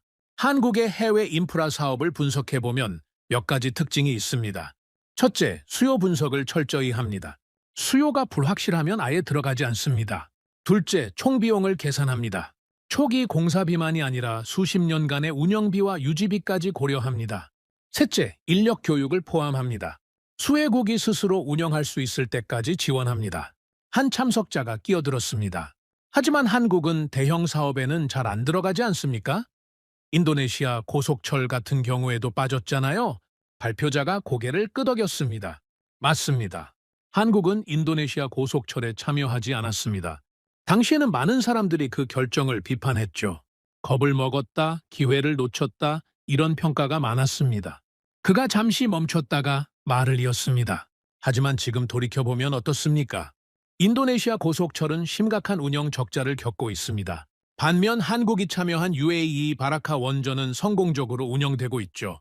한국은 들어갈 사업과 빠질 사업을 정확하게 구분했습니다. 이건 리스크 관리의 모범 사례라고 할 수 있습니다. 저는 그 말을 들으면서 감회가 새로웠습니다. 몇 년 전만 해도 저는 한국을 비웃던 사람 중 하나였습니다. 겁쟁이, 계산쟁이, 도망친 나라. 하지만 지금은 국제금융기관 회의에서 한국이 모범 사례로 언급되고 있었습니다. 세상의 평가가 바뀌고 있었던 겁니다. 회의가 끝나고 저는 복도에서 발표자를 붙잡았습니다. 좋은 발표였습니다. 한 가지 여쭤봐도 됩니까? 물론이죠. 한국 모델을 앞으로 공식 기준으로 채택할 계획이 있습니까? 그가 잠시 생각하더니 대답했습니다. 아직 논의 중입니다. 하지만 분명한 건 기존 방식에 문제가 있다는 거죠. 규모와 속도만 보던 시대는 끝났습니다. 이제는 지속 가능성을 봐야 합니다. 그 관점에서 한국의 접근법은 참고할 가치가 있습니다. 저는 고개를 끄덕였습니다. 변화가 시작되고 있었습니다. 느리지만 확실하게. 런던으로 돌아오는 비행기 안에서 저는 생각에 잠겼습니다. 한국은 오랫동안 오해를 받아왔습니다. 도망친 나라, 겁쟁이 국가, 계산만 하는 나라. 하지만 시간이 지나면서 진실이 드러나고 있었죠. 한국이 빠진 사업들은 문제가 됐고 한국이 들어간 사업들은 성공했습니다. 이건 우연이 아니었습니다. 철저한 분석과 일관된 원칙의 결과였죠. 저는 노트북을 열고 보고서를 쓰기 시작했습니다. 제목은 도망자에서 기준으로 한국 인프라 모델의 재평가였죠. 이 보고서에서 저는 한국의 4가지 사례를 분석하고 중국 모델과의 차이를 정리하고 국제사회의 평가 변화를 기록했습니다. 보고서 마지막에 저는 이렇게 썼습니다. 한국은 들어가지 않음으로써 이겼고 들어간 곳에서는 책임짐으로써 이겼다. 이중의 승리다. 피할 때는 정확하게 피했고 들어갈 때는 끝까지 갔다. 이것이 한국 인프라 철학의 본질이다. 세상은 오랫동안 한국을 오해했다. 도망친 나라라고, 겁쟁이라고, 기회를 놓친 바보라고. 하지만 시간은 항상 진실 편이다. 이제 세상은 한국을 다시 보기 시작했다. 도망자가 아니라 선견자로, 겁쟁이가 아니라 현명한 판단자로. 보고서를 저장하고 창밖을 바라봤습니다. 구름 위로 해가 지고 있었죠. 저는 문득 인도네시아 입찰장에서 봤던 그 빈자리가 떠올랐습니다. 한국이 비워둔 그 자리. 그때는 겁쟁이의 흔적으로 보였는데 지금은 다르게 보였습니다. 그 빈자리는 가장 현명한 선택의 흔적이었습니다. 한국은 설명하지 않았습니다. 변명하지도 않았죠. 그냥 자기 원칙대로 했습니다. 빠질 때는 빠지고 들어갈 때는 끝까지 갔습니다. 그리고 시간이 그들의 편이 되어주었습니다. 저는 메모장을 열고 한 줄을 더 썼습니다. 실패는 떠들지만 기준은 조용하다. 한국은 조용히 기준이 되어가고 있다. 보고서를 제출하고 몇 달이 지났습니다. 저는 일상적인 업무에 복귀해 있었죠. 한국에 대한 연구는 일단락됐다고 생각했습니다. UAE, 필리핀, 베트남, 사우디 4개의 사례를 분석했고 한국의 인프라 철학을 정리했고 국제사회의 평가 변화까지 기록했으니까요. 그런데 어느 날 아침 예상치 못한 이메일이 도착했습니다. 발신자는 인도네시아 정부 관계자였습니다. 제목을 보는 순간 심장이 뛰었죠. 한국 인프라 모델에 관한 자문 요청. 저는 서둘러 이메일을 열었습니다. 내용은 이랬습니다. 스톤 씨 귀하의 보고서를 읽었습니다. 한국 인프라 모델에 대한 분석이 매우 인상적이었습니다. 저희 인도네시아 정부는 현재 인프라 정책을 재검토하고 있습니다. 귀하의 자문을 구하고 싶습니다. 자카르타에서 만날 수 있으시겠습니까? 저는 한동안 화면을 멍하니 바라봤습니다. 인도네시아가 저를 부르다니 그것도 한국 모델에 대해 물어보려고. 이건 예상하지 못한 전개였습니다. 2주 뒤 저는 자카르타행 비행기에 올랐습니다. 창밖으로 구름이 흘러가는 걸 보면서 생각했죠. 모든 게 여기서 시작됐습니다. 이 도시의 입찰장에서 저는 한국을 비웃었습니다. 겁쟁이라고, 도망쳤다고, 기회를 걷어찼다고. 그리고 8년이 지난 지금 저는 한국 모델을 설명하러 다시 이 도시에 오고 있었습니다. 인생의 아이러니였죠. 자카르타 공항에 내리니까 후덥지근한 공기가 밀려왔습니다. 8년 전과 똑같은 공기였죠. 하지만 제 마음은 완전히 달라져 있었습니다. 다음 날 저는 인도네시아 기획재정부 청사를 방문했습니다. 회의실에는 여러 명의 관료들이 모여 있었죠. 분위기가 무거웠습니다. 그들의 표정에서 고민의 흔적이 역력했습니다. 회의를 주재한 사람은 수하르토라는 이름의 차관이었습니다. 그가 먼저 입을 열었죠. 스톤 씨, 멀리서 와주셔서 감사합니다. 단도직입적으로 말씀드리겠습니다. 저희는 지금 어려운 상황에 있습니다. 저는 고개를 끄덕였습니다. 고속철 문제 말씀이시죠? 수하르토 차관이 한숨을 쉬었습니다. 네, 운영 적자가 계속 쌓이고 있습니다. 예상보다 이용객이 훨씬 적어요. 정부 보조금을 투입하고 있지만 이게 언제까지 지속될 수 있을지 모르겠습니다. 국가 재정에 부담이 되고 있죠. 저는 조심스럽게 물었습니다. 제가 어떻게 도와드릴 수 있을까요? 수하르토 차관이 저를 똑바로 바라봤습니다. 스톤 씨의 보고서를 읽었습니다. 한국 모델에 대한 분석이요.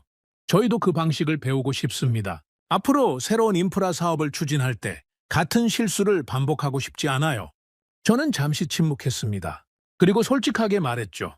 차관님, 한국 모델의 핵심은 기술이 아닙니다. 원칙입니다.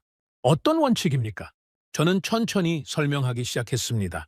첫째, 시작하기 전에 끝을 봅니다. 이 사업이 어떻게 끝날지, 누가 이익을 보고, 누가 손해를 볼지 전부 계산한 다음에 들어갈지 말지 결정합니다.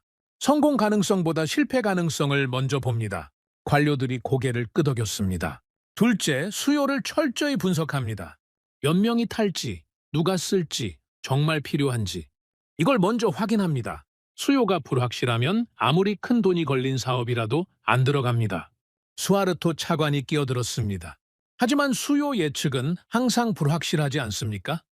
미래를 정확히 알 수는 없으니까요. 저는 고개를 끄덕였습니다. 맞습니다. 그래서 한국은 보수적으로 예측합니다. 낙관적인 시나리오가 아니라 비관적인 시나리오를 기준으로 삼습니다. 비관적인 시나리오에서도 수익이 나면 들어가고 안 나면 안 들어갑니다. 우리는 낙관적인 시나리오를 믿었군요. 그렇습니다. 인도네시아 고속철의 예상 이용객 수는 너무 낙관적이었습니다. 한국은 자체 분석에서 그 수치가 비현실적이라고 판단했습니다. 그래서 안 들어간 겁니다. 회의실이 조용해졌습니다. 관료들의 표정이 복잡했죠. 과거의 실수를 직시하는 건 쉬운 일이 아니니까요. 저는 말을 이었습니다. 셋째, 책임질 수 있는 사업만 들어갑니다. 한국은 짓고 나서 떠나지 않습니다. 운영까지 책임집니다. 문제가 생기면 함께 해결합니다. 상대국이 스스로 운영할 수 있을 때까지 곁에 있어줍니다. 수하르토 차관이 물었습니다. 중국은 그렇게 안 했다는 말씀입니까? 저는 조심스럽게 대답했습니다. 제가 중국을 비판하려는 건 아닙니다. 다만 접근 방식이 달랐던 건 사실입니다. 중국은 자금을 먼저 제시했고 빠르게 착공했고 공사가 끝나면 떠났습니다. 운영은 인도네시아 몫이었죠. 반면 한국은 다른 나라에서 운영까지 책임지는 방식으로 일했습니다. 한 관료가 손을 들었습니다. 스톤 씨, 솔직히 말씀해 주십시오. 우리가 한국을 선택했어야 했습니까? 저는 잠시 생각했습니다. 그리고 솔직하게 대답했죠. 한국은 이 사업에 입찰하지 않았습니다. 그들은 자체 분석 결과 리스크가 너무 크다고 판단했고 스스로 빠졌습니다. 그러니까 선택의 문제가 아니었어요. 한국은 처음부터 선택지에 없었습니다. 왜 그들은 설명하지 않았습니까? 왜 빠지는 이유를 말하지 않았습니까? 저는 김 연구원에게 들었던 말을 떠올렸습니다. 한국은 설명하지 않습니다. 그냥 안 합니다. 설명하면 상대국 기분이 상하고 설명해봤자 어차피 안 믿으니까요. 그래서 조용히 빠집니다. 비난을 감수하면서요.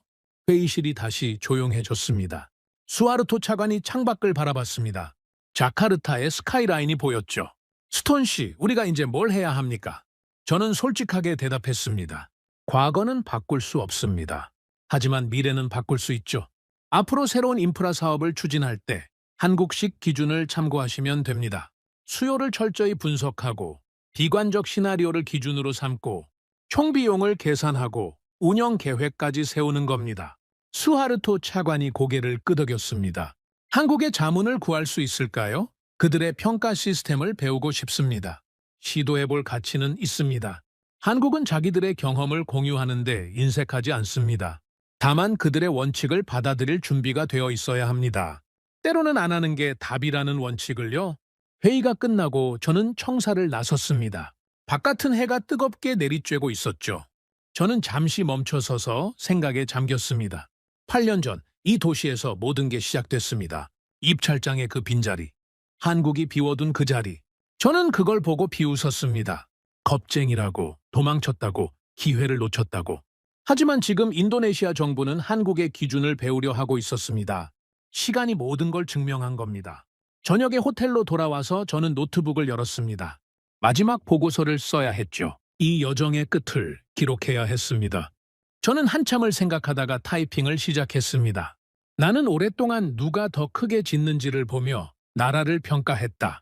인프라 시장에서 성공이란 더 많은 프로젝트를 따내고 더 큰 규모를 자랑하고 더 화려한 개통식을 여는 것이라고 생각했다. 22년간 그렇게 믿어왔다.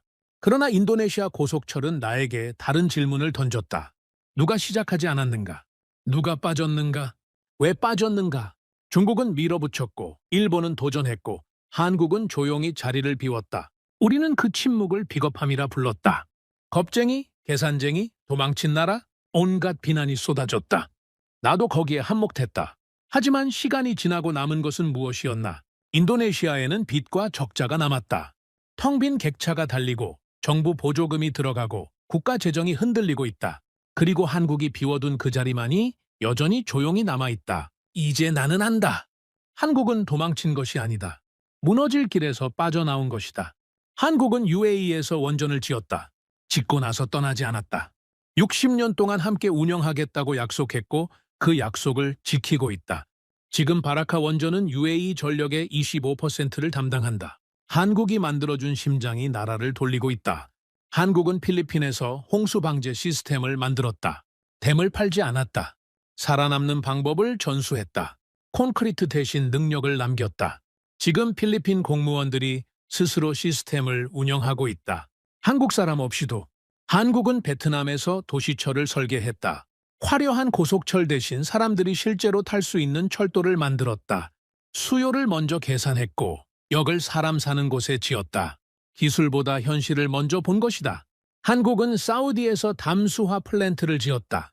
유지비를 낮추고 부품을 현지화하고 인력을 교육시켰다. 공사를 수출한 게 아니라 운영 가능한 시스템을 남겼다. 이 모든 사례에서 한국은 같은 원칙을 따랐다. 들어갈 때는 신중하게, 들어간 뒤에는 책임지게. 시작하기 전에 끝을 보고 수요를 철저히 분석하고 상대국이 자립할 수 있게 만든다. 이게 한국 인프라 철학의 본질이다. 중국은 돈으로 시작하고 일본은 기술로 설득하고 한국은 구조로 증명한다. 이 차이가 10년 뒤, 20년 뒤의 운명을 가른다. 나는 22년 동안 인프라 시장을 봐왔다. 수백 개의 프로젝트를 분석했고 수십 개의 나라를 방문했다. 그런데 가장 중요한 교훈은 한국에게서 배웠다. 성공은 크게 이기는 것이 아니라 지지 않는 것이다. 용기는 달려드는 것이 아니라 물러설 줄 아는 것이다. 한국은 60억 달러를 눈앞에 두고 안 집었다. 모두가 달려들 때 혼자 뒤로 빠졌다. 비난을 감수했고 오해를 받아들였다. 하지만 자기 원칙을 지켰다. 그리고 시간이 그들의 편이 되어줬다. 나라의 품격은 무엇을 했느냐가 아니라 무엇을 하지 않았느냐에서 드러난다. 한국은 하지 않음으로써 품격을 보여줬다. 들어가지 않음으로써 이겼다. 이것이 내가 8년에 걸쳐 배운 가장 중요한 교훈이다. 타이핑을 마치고 저는 창밖을 바라봤습니다. 자카르타의 야경이 반짝이고 있었죠. 8년 전과 같은 도시, 하지만 완전히 다른 눈으로 보고 있었습니다. 저는 마지막 문단을 추가했습니다. 오늘 인도네시아 정부는 한국의 기준을 배우겠다고 했다. 뒤늦은 깨달음이지만 늦지 않았다. 과거는 바꿀 수 없지만 미래는 바꿀 수 있다. 중요한 것은 같은 실수를 반복하지 않는 것이다. 한국은 설명하지 않는다. 변명하지도 않는다. 그냥 자기 원칙대로 한다. 빠질 때는 빠지고 들어갈 때는 끝까지 간다. 그리고 시간이 그들의 편이 되어준다. 실패는 떠들지만 기준은 조용하다. 한국은 조용히 기준이 되어가고 있다. 도망친 나라가 아니다. 살아남은 나라다. 그리고 다른 나라들도 살게 만들어주는 나라다. 이것이 한국이다. 보고서를 저장하고 노트북을 닫았습니다. 저는 침대에 누워 천장을 바라봤죠. 8년간의 여정이 끝나고 있었습니다. 입찰장의 빈자리에서 시작해서 이 호텔방에서 끝나는 여정이었습니다. 저는 눈을 감고 그 빈자리를 떠올렸습니다. 국가 명패들 사이에 텅 비어있던 한국의 자리. 그때는 겁쟁이의 흔적으로 보였습니다. 하지만 지금은 알겠습니다.